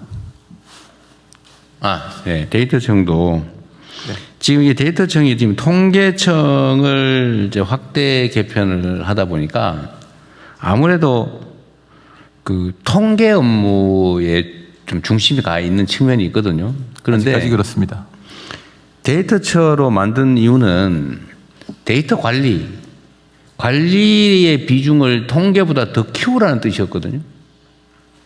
네. 이름도 그래 바꾸고 부처의 위상도 올렸잖아요. 네. 그러면은 그 데이터 관리 이용을 어떻게 할 거냐에 대한 전문성도 확보해야 되고 또 개인정보위원회하고 데이터처는 좀 더 다르니까 집행부서고 그 집행부서가 어떻게 다른 부처와 어떻게 협업할 건지 어떻게 관리할 건지 활용할 건지 등등도 주도해서 물론 여기는 이제 주로 보안보다는 활용에 중점이 가겠지만 그죠? 그렇습니다. 그래서 좀 지금보다는 관심을 좀 더 기울여야 될 것 같고요. 각 부처청의 데이터 개인정보 담당자와 사실은 데이터 담당은 거의 유사한 중복되는 측면이 있는데 네, 현재 그 개인정보 담당하고 그리고 정보보호 담당, 즉 보안 담당이 같이 이렇게 하는 경우도 있고 좀 큰 조직 같은 경우 따로 하는 경우도 있습니다. 근데 데이터 활용은 조금 다른 측면인데요. 네, 그러니까. 근데 그게 사실 활용과 보안은 동전의 양면 같은 거잖아요. 근데 각 부처청의 이 전담 인력이라고 하는 게 순환보직으로 잠깐 왔다 가고 잠깐 왔다 가고 이런 실제 일이 안 되거든요. 이 문제를 어떻게 관리할 건지 이 데이터처에서 고민을 좀 하든지 각 부처청이야 사실은 온갖 일 중에 하나라서 그냥 순환보직 하다가 왔다가 그냥 업무 파악하다가 또 다른 업무로 가버리거나 승진해서 나가버리고 이러니까 그거를 어떻게 좀 전문성을 가지고 지속적으로 그 업무를 할 수 있는지를 연구를 좀 해보세요. 데이터처도 하시고 이거는 행안부도 좀. 저희 행안부에서 말씀드리겠습니다. 지금 그 데이터 관리는 각 부처에서 CDO, Chief Data Officer를 각 부처의 차관이 담당. 그 차관의 사실 그게 그냥 일 하나를 더 붙여놓은 거예요. 앞으로 차관의 업무에는 이것도 있다. 이렇게 해놓은 거지 사실은 뭐 전담관이라고 하기 어렵잖아요. 예, 그리고 이제 CPO 같은 경우에는 담당 인력이 부족해서요. 지금 개인정보보호위원회의 요청에 의해서 51개 부처 96명을 보강해달라는 요청이 있었습니다. 그래서 기획예산처하고 인력 협의를 하고 있는 상황입니다. 근데 뭔 일만 생기면 자꾸 인력 증원 해가지고 전담 인력이라고 그렇게 하면 그 끝이 없고요. 기존 조직의 인력을 어떻게 재배치할 건지를 고민을 해야 될 것 같습니다. 예. 어쨌든 이 문제는 대한민국의 최종 데이터 관리 책임자 CDO는 누구예요? 네, 데이터처장입니다. 데이터처장이에요? 네. 근데 데이터처장이 그 장관들보다 직급이 좀 낮다 보니까 말을 못한다는 설이 있던데. 아닙니다. 지금 준비하고 있습니다. 네. 그러면 안 돼요. 업무는 업무지. 네. 제가 잠깐 말씀드리겠습니다. 그 데이터 관리하는 인력을 당연히 그 각 부처마다 저희가 배치를 해야 되는데요. 그에 앞서서 각 부처가 소관 데이터를 관리하는 것이 먼저 더 중요합니다. 그렇죠. 근데 지금 AI 시대의 데이터는 AI용 데이터로 이전에 있던 행정자료나 정책자료를 AI용 데이터로 전환시켜서 관리하는 것이 무엇보다 중요하고요. 그걸 위한 지금 선도 모델이 사실은 필요합니다. 그래서 선도 모델을 하나를 잡고 그걸 각 부처에 확산시켜서 각 부처의 AI 데이터를 전체적으로 관리할 수 있는 시스템이 생길 때 그때 각 부처의 CDO들이 제대로 일을 할 수 있다고 저는 생각을 하고요. 그래서 그거에 맞춰서 저희가 보고서를 지금 작성하고 있습니다. 안을 만들면 곧바로 보고 드리도록 하겠습니다. 과기부 총리, 사실 과기부의 이 데이터 문제는 핵심 과제 중에 하나 아닌가요? 네, 맞습니다. 결국에 데이터가 그 AI의 핵심이고 사실 이 부분에서 데이터처럼 좀 긴밀하게 협조를 해야 됩니다. 그리고 하나 좀 말씀드리고 싶은 부분은 데이터 쪽에서 이제 데이터 관리 그리고 개인정보에서 이런 개인정보를 사전에 이제 점검하는 부분도 중요하지만은 지금 시대적으로 인공지능으로 인해서 패러다임이 바뀌고 있습니다. 인공지능으로 해킹도 굉장히 쉽게 하고 있고 최근에 엔트로픽의 미토스가 굉장히 어떤 공격과 방어에서 굉장히 좀 기존의 어떤 체계를 완전 무력화시킬 정도의 성능을 내고 있습니다. 사실 사전 예방 측면에서 우리가 많은 더 고민을 해야 됩니다. 그러니까 사실 뭐 징벌적 과징금을 때리고 뭐 이런 저희가 기존에도 정보보호 체계가 있습니다. ISMS, IMSP를 운영하고 있음에도 불구하고 사실 기업들이 이 인증 체계를 받았음에도 불구하고 해킹을 당하고 있습니다. 그러니까 저희가 이제 정부가 지금은 이제 이런 관리 체계도 중요하고 근데 사실은 이제 사전 예방 측면에서 우리가 인공지능 시대에서 우리가 이 정보보호 체계를 어떻게 바라볼지를 좀 심도 있게 논의할 필요가 있겠습니다. 예, 그 과기부가 해야 될 일 중에 하나죠. 네, 맞습니다. 예. 하세요. 네, 저희 개인정보위와 데이터처와 잘 협업해서 잘. 이게 지금 약간 업무가 분산되어 있는 측면인데 어쩔 수 없는데 개인정보 보호, 데이터 활용 그러면 이걸 체계적으로 어떻게 현장에 적용할 건지 과기부 얘기일 것 같은데. 과학기술 관계장관 회의 통해서 지금 개보이나 데이터처가 다 참여하고 있습니다. 같이 일을 하고 있습니다. 어쨌든 이게 너무 얘기만 하고 진척이 좀 안 되는 느낌이 있어서 드린 말씀인데요. 좀 더 관심 가주시기 바랍니다. 대통령님 한 말씀만 네. 좀 더 드리겠습니다. 그 개인정보 같은 경우는 이제 유출만이 문제가 아니라 이제 침해라는 부분이 사실 영역이 또 매우 큽니다. 이거는 이제 뭐 동의 없는 수집이라든지 목적의 사용 같은 거라든지 이런 것이 다 관련이 되는데요. 실질적으로 요즘엔 개인정보를 보호만 바라보고 할 수가 없습니다. 이 활용의 다른 면, 그러니까 동전의 양면 같은 건데요. 그거를 활용을 전제로 해서 보호를 하지 않으면 실질적인 보호가 될 수가 없습니다. 네. 더군다나 개인정보가 아직 앞으로는 더욱더 많이 활용될 거기 때문에 그 여러 가지 데이터 활용 측면에서도 개인정보위가 그걸 감안해서 같이 계획을 세우고 기본적으로 이제 네. 안전한 혁신이 좀 이루어지도록 그렇게 노력하고 있다는 말씀드립니다. 네, 같이 하세요. 네. 네. 네. 다음은 2026년 여름철 자연재난 대책을 행안부 기후에너지환경부 장관님 그리고 기상청장님께서 순서대로 보고해 주십시오. 네, 행정안전부입니다. 여름철 호우 폭염 대책을 보고드리겠습니다. 금년 여름철은 대통령님께서 강조하신 바와 같이 인명 피해가 획기적으로 줄어드는 원년이 되도록 노력하겠습니다. 최근 기상 상황을 보면 70년대에 비해서 집중호우 발생 빈도는 3.1배, 폭염 발생일은 2.3배 늘어난 것으로 나타났습니다. 호우로 인한 인명피해의 93.5%는 산사태, 하천재해, 지하공간에서 일어나고 있고 폭염 인명피해의 69.4%는 고령층에 집중되는 것으로 분석되었습니다. 올해는 이러한 인명피해 발생 집중도를 감안해서 재난대책을 마련했습니다. 먼저 호우 대책입니다. 평상시 24시간 빈틈없는 상황 관리를 유지하고 비상시에는 중대본 선제적 가동 등 총력 대응 체제를 확립하겠습니다. 인명피해 예방의 핵심인 주민 대피 체계와 재난정보 전달 체계는 대폭 강화했습니다. 이통장 등 지역 주민으로 구성된 주민 대피 지원단을 모든 시군구로 확대 운영하고 자력 대피가 어려운 고령층과 대피 조력 인원을 1대1로 매칭하는 한편 지하차도 침수심 통제 기준을 15cm에서 5cm로 조정하는 등 인명피해 우려 지역의 통제 및 대피 기준을 강화해서 현장에 적용하겠습니다. 또한 비상 상황이 예견되는 경우 읍면동장 주도의 대피를 실시하고 민방위 사이렌 등 예경보 수단을 총동원하겠습니다. 아울러 위험 지역과 시설의 점검, 정비를 더욱 강화하겠습니다. 408만 개의 빗물바지 점검과 하수도 중점관리 지역 내의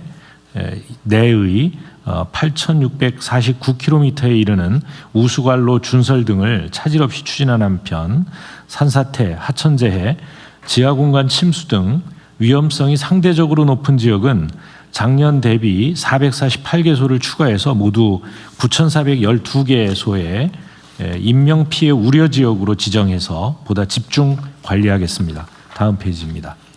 다음은 폭염 대책입니다. 잠시 후 기상청에서 발표하겠지만 올해 폭염 중대경보와 열대야 주의보가 신설됩니다. 이렇게 기상특보 체계가 개편됨에 따라 중대본 가동, 또 행안부 현장 상황관리관 파견, 야외 작업 중지 적극 안내 등 현장 상황에 맞게 폭염 대응을 강화하겠습니다.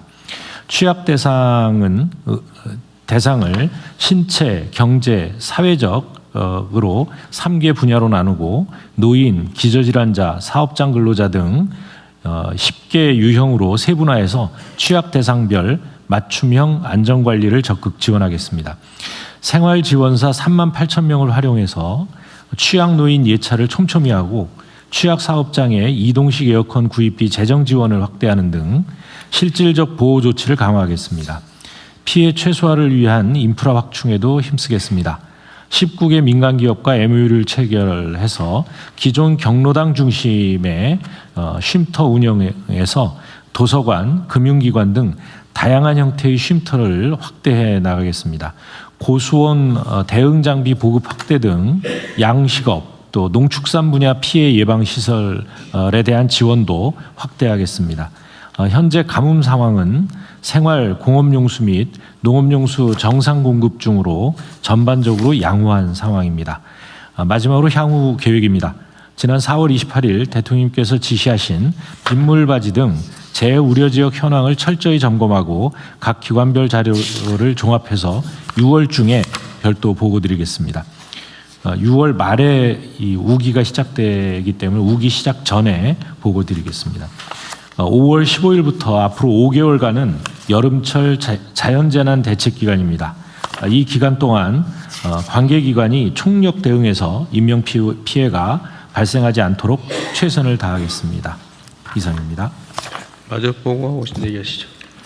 네, 기후부입니다. 최근 기후위기 영향으로 극한호우가 매우 빈번합니다. 관련한 보고 드리겠습니다. 기본 방향은 보고서로 가름합니다. 핵심 대책이 3가지입니다. 첫 번째로 홍수 조절용 물그릇을 대폭 키웠습니다. 현재 홍수 조절 용량이 108억 톤 정도 되는데요. 10억 톤 정도를 늘려서 118억 톤까지 물그릇을 키웠습니다. 농업용 저수지는 농업용수 공급에 지장이 없는 범위 내에서 물그릇을 키웠고요. 금강, 영산강 하구 쪽에서도 물그릇을 좀 키워서 전체 5.7억 톤의 물그릇을 키웠습니다. 수력발전댐과 양수발전댐에서도 사전 방류 등을 통해서 4.7억 톤을 키워서요. 총 10억 톤 정도의 물그릇을 키웠는데 이 규모가 최근에 한탄강 댐 3개 정도를 새로 건설하는 효과가 있습니다. 대략 예산은 4조 원 정도를 절감했습니다. 둘째, 도시 침수 예보 체계를 도입하고 강우 레이더 일원화 등을 통해서 홍수 예측력을 강화했습니다. 도시 침수 방지법이 새로 시행이 됐는데요. 이 법에 따라서 서울시의 강남역이나 신대방역 일대의 침수 위험을 사전에 예측해서 침수주의보, 침수경보 체제를 새로 도입했습니다. 도림천에는 지하 방수로를 새로 설치하고 강남역과 광화문 등의 대심도 빗물 터널을 2030년까지 건설해서 극한호우에 대비할 수 있도록 했습니다. 기상청과 기후부가 그동안 별도로 기상 레이더, 강우 레이더를 운영을 해왔는데요. 이것을 기상청으로 통합했습니다. 이렇게 통합을 해서 앞으로 5년간 대략 174억 원 정도를 절감할 수 있게 되었고요. 홍수기에만 운영했던 레이더를 연중 상시 운영할 수 있게 되었습니다. 마지막으로 홍수 취약 지역과 위험 요소에 대한 사전 대비와 대응력을 강화했습니다. 우선 빗물 발지를 사전에 점검 청소하고 맨홀 18만 5천 개소의 추락 방지 시설을 설치하고 있습니다. 최대한 빨리 하도록 하겠습니다. 디지털 트윈, AI 등 첨단 기술을 활용해서 홍수 예보 체계를 고도화하고 모의 훈련 등을 통해서 실전 역량을 강화하고 있습니다. 하천에 사람과 차량을 자동 인식해서 담당자에게 즉시 알리는 것 등을 통해서 인명피해를 사전에 예방할 수 있도록 시스템을 보완했습니다. 앞으로도 농림부, 행안부, 지방정부 등과 힘을 합쳐서 후속 조치에 만전을 기할 수 있도록 하겠습니다. 이상 보고 마칩니다. 이어서 기상청 보고 드리겠습니다. 1970년대 대비 최근 5년은 폭염, 열대야, 시간당 50mm 이상의 집중호우가 약 2~3배 늘었고요. 100mm 이상의 극한호우도 증가 추세로 기후변화에 따른 위험기상을 체감하는 시기였습니다. 특히 작년 여름철 기온은 역대 최고였고, 서울 등 대도시는 열대야가 40일 이상 발생하는 등 각종 기록을 갱신하였습니다. 작년 여름철 강수량은 하위 19위로서 평년 대비 적은 강수량임에도 불구하고 100년 이상의 빈도에 해당하는 시간당 100mm 이상의 극한호우는 15회나 발생하여 특별재난지역으로 선포되는 등 점점 강해지고 지역적 강수량 편차가 극심한 집중호우를 보였습니다. 이와 같은 기후변화에 따라 한반도의 위험기상 정례와 강도 증가에 따라 기상청 대응 체계를 다음과 같이 개편하고자 합니다. 먼저 극단적인 폭염과 호우에 대한 대응을 강화합니다. 현행 폭염주의보 경보인 2단계 특보 체계는 기후변화에 따른 생명 위협 극단적 더위, 취약계층의 안전과 전력 사용량 급증, 야간 구운 경보에 한계가 있다는 판단하에 근 20년 만에 폭염 특보 체계를 개편합니다. 우선 폭염 경보를 뛰어넘는 일 최고 체감 온도 38도가 예상될 때 폭염 중대 경보를 신설하여 특별한 폭염에 특별한 경고를 하겠습니다. 발표 기준은 온열 질환자가 급증하는 임계 온도로 설정하였습니다. 동 기준을 최근 10년치 관측에 적용했을 때 특보구역 53%는 10년에 한 번도 발생하지 않을 정도로 폭염 중대 경보는 특별한 경고입니다. 좀 요약해서 합시다. 네. 올해 여름 기온도 평년 이상 높을 확률이 8, 90%로 전망되는 만큼 대비가 필요합니다. 두 번째는 열대야주의보를 신설합니다. 지금까지는 열대야가 발생하면 발생 사실과 과거 통계로 국민들께 알려드렸지만 온 여름부터는 예상될 때 미리 발표합니다. 열대야가 나타나면 인체 열 스트레스가 해소되지 않아 다음날 온열 질환 피해가 증가하는 경향이 있습니다. 이에 따라 지형적 영향과 도시화 효과, 발생 빈도와 피해를 종합적으로 고려하여 지역별로 기준을 차등화합니다. 대도시와 도서, 해안 지역은 26도, 제주도는 27도, 그 밖의 지역은 밤 최저기온 25도가 될 때 예상될 때 열대야주의보를 발표합니다. 폭염에 대한 정보를 보다 다양하기 위해서 다부처 R&D로 개발된 폭염 영향예보를 특보구역별로 보건, 농업, 축산 등 분야별로 제공하고 체감온도 33도 이상의 예상 시간대도 함께 제공하겠습니다. 한편 인명피해가 급증할 수 있는 시간당 70mm 수준에서 발송하던 긴급재난 문자를 시간당 100mm 수준의 극한호우가 나타나면 지방기상청이 관할 지역 읍면동 단위로 추가로 긴급재난 문자를 발송하여 즉각적인 대비와 대응을 유도하겠습니다. 호우 대응의 첫 단추를 할 수 있는 발생 가능성 정보도 새롭게 제공합니다. 호우 가능성을 2, 3일 전에 미리 알려 보다 먼저 더욱 충분히 대비할 수 있도록 하기 위함입니다. 이를 통해 올 여름은 예측 기반의 발생 가능성, 예비특보, 주의보, 경보를 거쳐 실황 기반의 긴급재난 문자까지 이어지는 5단계 대응 체계로 재난성 호우를 대응합니다. 다음은 특보체계 개편과 맞춤형 방재기상정보 확대입니다. 특보구역은 2004년 권역에서 시군 단위로 나눈 이후 22년 만에 큰 폭으로 개편하는 것으로 현행 183개 육상특보구역 중 36개 구역을 세분화하여 235개 특보구역에 대해 기상특보를 운영합니다.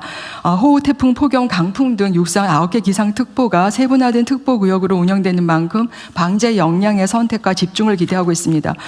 또한 방재기상 플랫폼이 있습니다. 방재기상 플랫폼은 분야별로 맞춤형 협력을 더욱 강화하게 해서 준비된 것인데요. 방재 대응에 필요한 기상 정보를 맞춤형으로 제공하는 호흡으로서 현재 468개 기관이 가입되어 있습니다. 분야별 특화 페이지도 제공하고 지역별 위험기상 상황을 지방정부 재난 담당자가 맞춤형으로 매눈 선정뿐만 아니라 위험 상황 발생 시 즉각 인지할 수 있도록 알람 기능도 지원하고자 합니다.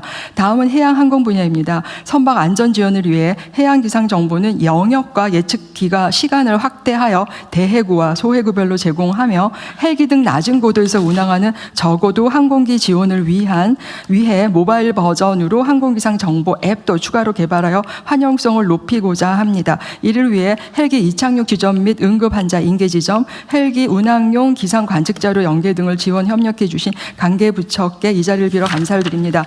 기상청은 국민이 보다 안전할 수 있도록 관계 기관과의 협력을 강화하고 올 여름 새롭게 준비한 제도들이 현장에서 잘 작동할 수 있도록 기상가족 모두 최선의 최선을 다하겠습니다. 감사합니다. 고생했어요. 숨 막히죠? 애썼습니다. 일단 호우, 폭염과 같은 자연 재난에 이제 어떻게 대응할 거냐를 주로 오늘 준비를 하신 거죠. 그래도 뭐 준비된 대로 잘 시행해 주시고요. 우리 그 환경부, 기후부는 강남역, 신대방역 이게 도심 침수 현상 있잖아요. 네. 그럼 거의 매년 반복되는데. 그렇습니다. 구조적으로 불가피한 겁니까? 아니면 시설 부족입니까? 그 지대가 낮아가지고 구조적으로 불가피한 거예요? 네, 그래서 대심도 터널을 통해서 곧바로 비가 많이 오면 대심도 터널로 물을 빼거나 아니면 대형 저류조 같은 걸 만들어서 일시 저류했다가 빼내는 방식으로 하지 않으면 전체가 침수되는 문제가 있어서 일본이나 다른 데에서도 그 방식으로 우수관 용량이 기본적으로 부족하다는 얘기입니까? 그런 측면도 있습니다. 이게 이제 우수관로의 크기 자체가 너무 작아가지고요. 지금은 이제 대략 한 50년 빈도에서 100년 빈도로 침수가 심한 지역부터 그거를 하수관로를 바꾸고 있는데 그 비용이 만만치 않아서 한꺼번에 하기는 어렵습니다만 이제 중앙정부 지원과 지방정부 예산으로 하수관로도 바꾸고 아주 그걸 지금 계획하고 있어요? 아니면 하고 있습니다. 계획 단계? 그거는 이제 매년 일정 금액을 투입해서 지금 공사하고 있냐 그 말이에요? 그렇습니다. 네. 공사를 하고 있어요? 네. 대심도 터널 공사를? 네, 네. 그래서 2030년까지 마무리할 예정으로 있습니다.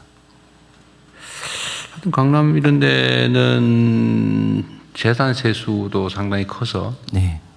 재정 여력은 있을 텐데 좀 신속하게 좀 해야 될 것 같은데. 네, 속도를 더 붙여서 네, 완료 시기를 당기도록 하겠습니다. 좀 당황스러운 일이잖아요. 그 대한민국의 수도, 그것도 그 중에서도 가장 잘 발전돼 있다는 강남에 비가 오면 지하철이 잠기더라.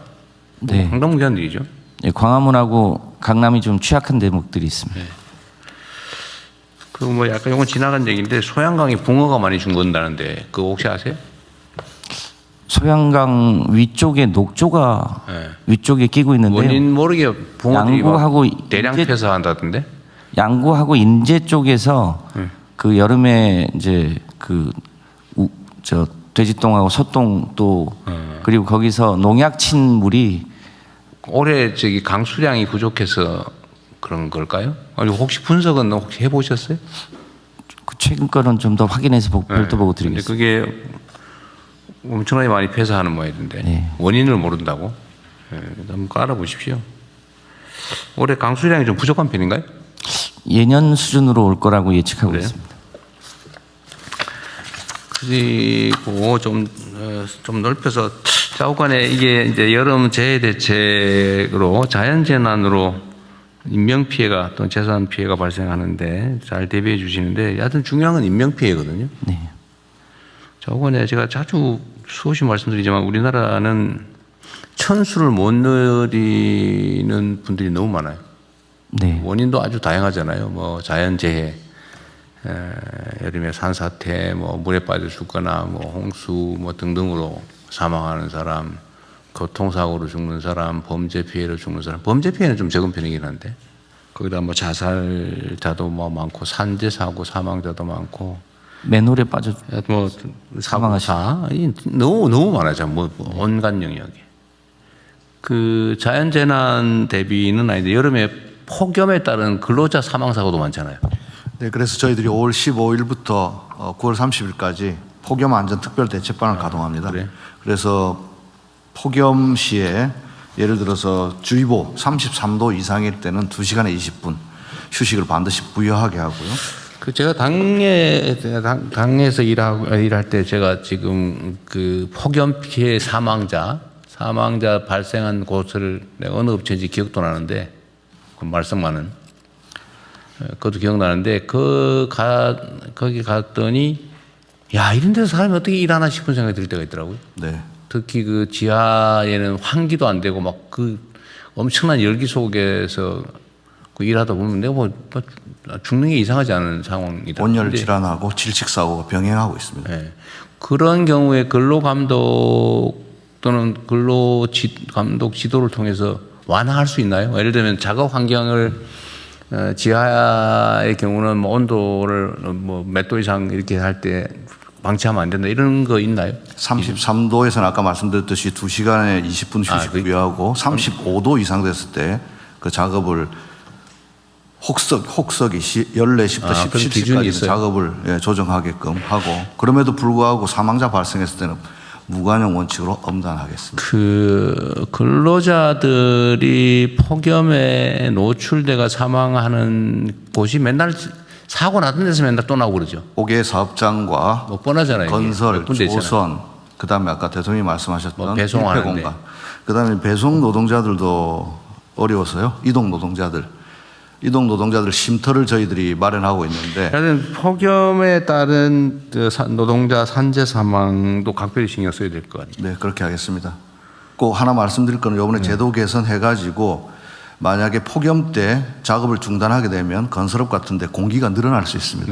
그럼 발주처에서 별도의 지체 상금을 물게 하는데 이번에 법 개정에서 폭염도 사유로 건설 공기 연장의 사유로 해서 지체 배상금 없이 될 수 있도록 그렇게 하고 금명간 20대 건설업 CEO들과 간담회를 통해서 예를 들면 공공기 영역에서 민간에는 강요할 수 없는 거잖아요. 네. 법으로 하면 민간도 가능하긴 할 텐데. 네. 공공 영역에 관한 거라면 아까도 얘기했지만 그게 국민에게 무슨 의무 부과를 하는 것도 아니고 혜택을 주는 건데 그 꼭 법 없어도 돼요.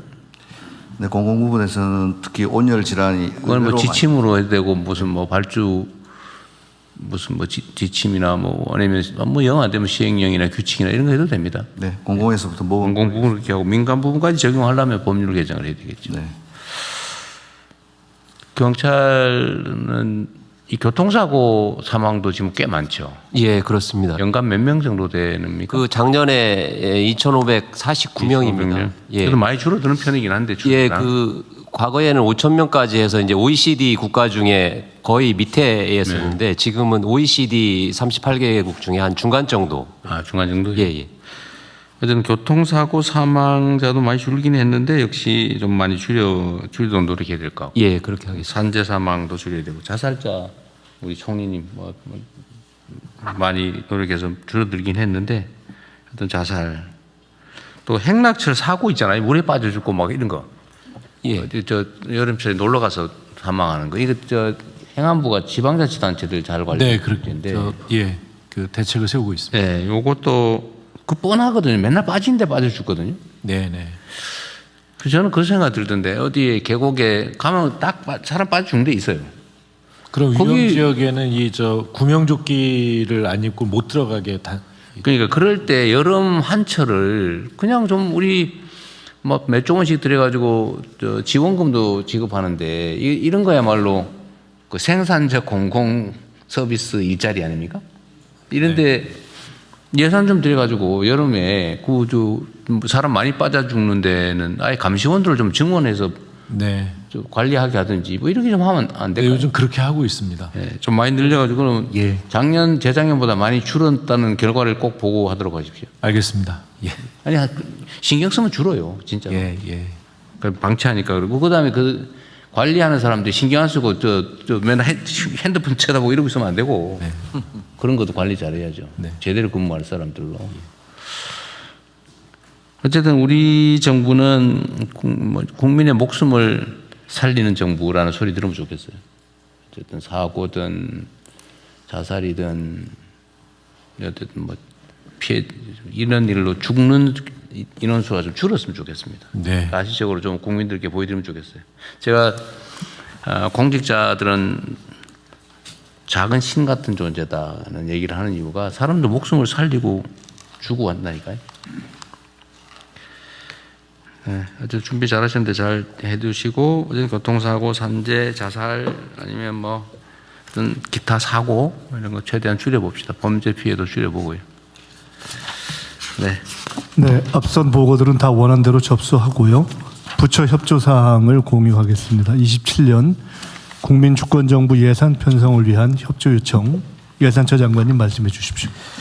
2027년은 우리 정부 출범 3년 차로 국정 성과를 본격적으로 창출하고 국가 대전환을 가속화하기 위해 적극적인 재정 운영이 필요한 시기입니다.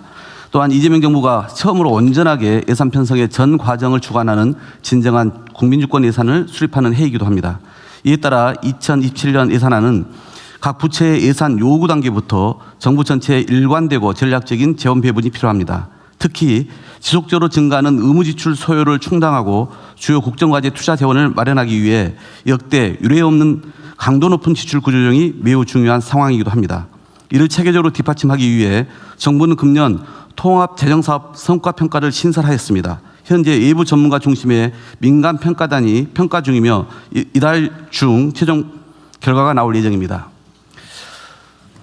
각 부처는 27년 예산 편성을 위한 요구서를 한창 작성하고 계신 걸로 알고 있습니다. 이와 관련하여 몇 가지 당부 말씀을 드립니다. 첫째, 국정 성과를 가시적으로 도출하기 위해 국정과제와 각 부처 역점 사업을 면밀하게 설계하여 필요한 소요를 예산 요구서에 빠짐없이 담아주시기 바랍니다. 특히 이재명 정부의 5대 성장 패러다임 대전환을 위한 충분한 소요를 적극적으로 반영해 주시기를 당부드립니다. 둘째, 3월 말 예산안 편성 지침을 통해 국민에게 약속드린 지출 구조 조정 목표를 엄격히 준수해 주시기 바랍니다. 금년에는 재정 지출의 15% 및 의무 지출의 10% 감액, 사업 10% 폐지라는 도전적인 목표를 달성해야 합니다. 이를 위해 사업의 전문성을 지닌 각 부처가 우리 부처에서는 단 한 푼의 예산도 낭비되지 않았다는 자부심이 생길 수 있도록 지출 구조 조정에 각별히 임해 주시도록 당부 말씀드립니다. 금년 최초로 공식적 목표를 제시한 의무 지출은 실질적 성과로 이어질 수 있도록 제도 개선 및 입법 조치 계획을 함께 마련하여 제출해 주시기를 부탁드립니다. 셋째, 금년 신설된 통합재정사업 성과평가 결과 감액 판정사업은 15% 이상 감액, 폐지 판정사업은 실제 폐지 등 평가 결과를 충실히 완료해 주실 것을 당부드립니다. 마지막으로 수도권으로부터 거리가 먼 지역일수록 두텁게 지원하는 지방 우대 사업을 적극적으로 발굴해 주시기 바랍니다. 2026년에는 아동수당, 노인 일자리 등 7개 사업에만 시범 도입하였던 지방우대 원칙을 2027년부터는 행안부의 지방우대 지수 등을 활용하여 본격적으로 적용할 계획입니다. 각 부처 장관님들께서 이미 심혈을 기울여서 각 예산 요구서를 충실히 작성하고 계실 것으로 생각됩니다만 앞서 말씀드린 4가지 요청사항을 꼭 반영해 주십시오. 지출 구조조정 우수 부처에는 핵심 사업 투자 재원을 우선 지원하는 등 충분한 인센티브를 반영하고 부처별 지출 구조 조정 실적은 대국민 공개할 예정입니다. 이상입니다. 네, 우리 기획처 장관님 목소리에 결의가 꽉 차 있는 것 같습니다. 네. 진짜 그렇게 해야 됩니다. 우리가 이제 예산을 총액을 늘리는 것도 중요한데 효율성을 높이면 총액을 늘리는 거하고 똑같은 효과가 있습니다. 그렇습니다. 근데 이게 예산이라고 하는 게 다들 아시지만 한번 시작하면 이제 거기 이해관계가 생겨가지고 없애기가 너무 어려워요. 막 민원도 생기고, 막 정치적 압력도 생기고, 새로 주어서, 새로 시작해서 즐거운 것보다 없어져서 반항하고 저항하는 게 훨씬 강도가 세죠. 이게 실제 없애기가 어려운데, 지금 세상도 많이 변했고, 또 우리가 해야 될 일도 많고 하기 때문에 소위 저효율 사업을 최대한 줄여야 됩니다. 저효율. 그러니까 이게 효율이 뭐 90이 나는 사업을 정리하고 효율이 100이 나는 사업을 그 돈으로 하면 예산이 10% 늘어난 거하고 똑같은 효과가 있잖아요. 물론 이 평가가 쉽지는 않지만. 근데 좀 과감해야 됩니다. 이제 기회는 올해밖에 없어요. 작년에 사실 우리가 뭐 예산 편성을 사실상 못한 거고 이미 뭐 끌려가서 올해는 우리가 준비를 하는데 내년은 더 어려워지죠. 그러니까 올해가 처음이자 마지막 기회다 이렇게 생각해야 됩니다. 각 부처청에서. 그리고 민원이나 뭐 이해관계자들의 항의나 반발이나 상당히 있을 건데 냉정하게 해야 돼요. 거기 때문에 할 일을 못하는 일은 없었으면 좋겠습니다. 새로운 각오로 좀 해주면 좋겠습니다. 네, 이후 순서는 비공개로 운영하겠습니다. 언론인 여러분께서는 진행에 협조해 주시기 바랍니다. 이제 의안 심의로 넘어가겠습니다. 잠깐만, 잠깐만 더 얘기할게. 한두 개만 있어요. 지금 산불 시즌은 거의 지나가죠? 네, 5월 15일까지입니다. 5월 15일까지. 이제 지금은 이제 녹음이 좀 우거져서 산불이 발생할 가능성도 줄고, 네. 그다음에 발생하더라도 피해가 확산될 가능성이 좀 많이 줄어드는 거죠. 녹음이 우거졌는데 최근에 그 산불 발생 건수는 예년에 비해서 더 오히려 늘어나고 있는 상황입니다. 물론 그 녹음이 우거져서 산불이 대형화될 가능성은 떨어지고 있습니다. 네. 이제 좀 말해도 되죠. 저는 원래 뭐 일이 잘 될 때 말 잘 안 하거든요. 이비방정이라고 일이 혹시라도 또 말하고 난 다음에 이상하게 될까봐 말을 안 하는데, 여하튼 올해는 대형 산불로 확산되지 않고 끝난 거의 유일한 해죠.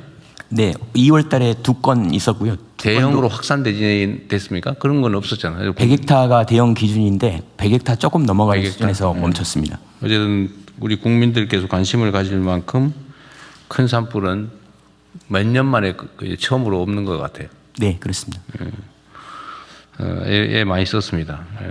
국방부도 그렇고 농축산부도 그렇고 산림청도 그렇고 뭐 행안부도 소방청도 다들 애쓰니까 산불 발생 건수는 평년만큼 생겼더군요. 보니까 작년이 좀 적었는데요. 작년과 같은 수준이고요. 10년 대비로 보면은 한 10% 정도 감소했습니다. 10% 줄었고. 하여튼 산불 건수가 그렇게 대폭 준 것 같지는 않은데도 줄인 것도 잘한 거고, 또 산불이 발생해서 대형으로 확산되지 않게 한 것도 사실은 조기 과잉 진압에 가까울 정도로 조기 대응한 게 효과가 있었던 것 같아요. 예, 그렇습니다. 하여튼 국민들의 피해도 산림 피해도 줄어들어서 어쨌든 이거는 눈에 띄는 성과라서 우리 행안부에서 과감하게 좀 포상하든지 해주십시오. 네, 그 15일 끝나면 하겠습니다. 끝나면. 네네. 내가 좀 이거 말해야 되나 말아야 되나 혹시 그 사이에 또 일이 생기면 어떡하지? 입이 방정이잖아 원래. 다행히 어제 오늘 비가 조금씩 내리면서 괜찮을 것 같습니다. 어쨌든 네. 그래서 정말 고생했어요. 한겨울 작년 11월부터 그냥 노심초사했는데 다들 다 일선 공무원들까지 다들 애쓴 바람에 꽤 큰 성과를 낸 것 같습니다. 경계에서 흩뜨리지 마시고요. 그리고 지금 공직자들의 업무 강도가 점점 올라가고 있을 텐데 하여튼 제재도 우리가 많이 하지만 포상, 격려, 승진, 휴가 뭐 이런 거 있잖아요. 이거 좀 많이 해야 돼요. 그 포상 예산은 얼마나 충분히 확보해놨어요? 각 부처에서 하려고 하는데 돈이 없다 이런 얘기가 가끔씩 들려서. 네, 그 일반적인 포상은 제가 알기로 인사혁신처. 아 그래요? 예.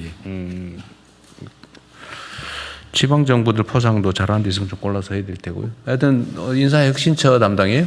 예산이나 포상할 금액 예산들은 좀 있는가? 죄송합니다. 각 부처의 그 예산이 좀 확보가 돼 있고요. 그다음에 저희 행안부에서는 이제 관련한 사업과 관련해서 다른 부처에 대한 포상 대상 선정은 각 부처에서 알아서 하는 건가요? 예. 행안부는 관계없이? 네네. 아 그래? 앞으로 뭐 별로 관심 안 가져도 되겠네. 네, 알았습니다. 어쨌든 각 부처에서도 하시고 기재부 소관인가요? 어쨌든 예산 포상 예산이 혹시 부족하지 않을까 싶어서 이렇게 열심히 잘해서 성과 내면 과감하게 포상해 주는 게 필요하거든요. 지금 하다못해 산불이 대형 산불 막은 것만 해도 얼마나 국가 예산을 아낀 거예요? 맞습니다. 산불이 나서 그거 진압하는데 진압하고 몇 조씩 가는데 산불을 줄여놓으면 엄청나게 지금 큰일 난 거예요. 작년에 비교하면 정말로 잘한 거죠. 예산을 수조 원을 아꼈을 겁니다. 예산처하고 협의해가지고 좀. 예산처예요? 여기도 별로 힘 없구나.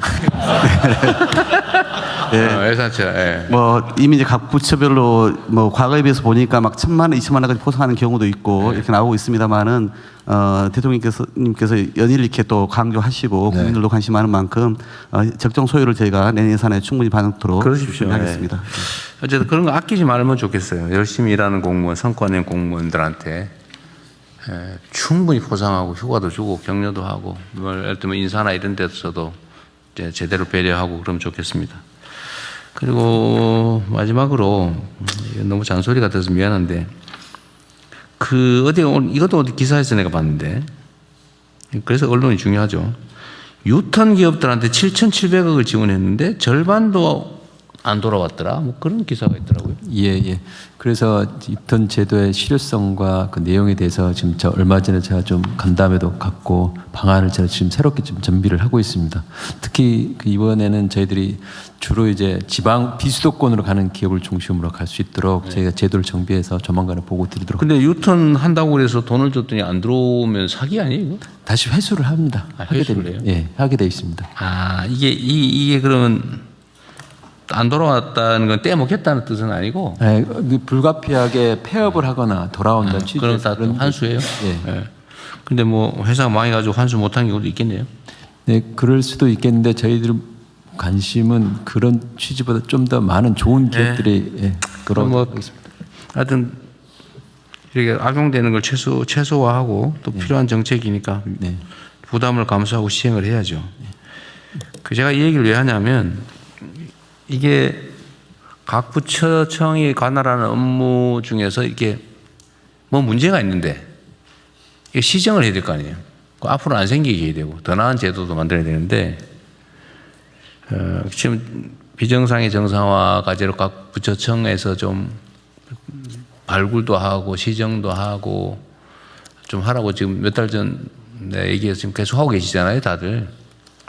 근데 이런 거 누락되지 않게 했으면 좋겠다 그 말이죠. 예를 들면 아까 뭐 상록수 무슨 뭐 저건가 그것도 뭐 알고 있었다니까 더 할 말은 없는데 어쨌든 이런 게 혹시라도 있는지 잘 챙겨보십시오. 전에 얘기했잖아요. 뭐 야당이 지적하거나 국감에서 지적을 하거나 언론에서 지적하거나 시민단체가 지적하거나 민원에서 뭐라고 하거나 이런 걸 사실은 그 일선 공무원은 다 알고 있어요. 말하냐 안 하냐의 차이죠. 말하게 해서 최대한 발굴해서 뭐 더 이상 깔 게 없는 정부를 만들기는 어렵겠지만 최소화할 수 있도록 같이 좀 노력하면 좋겠습니다.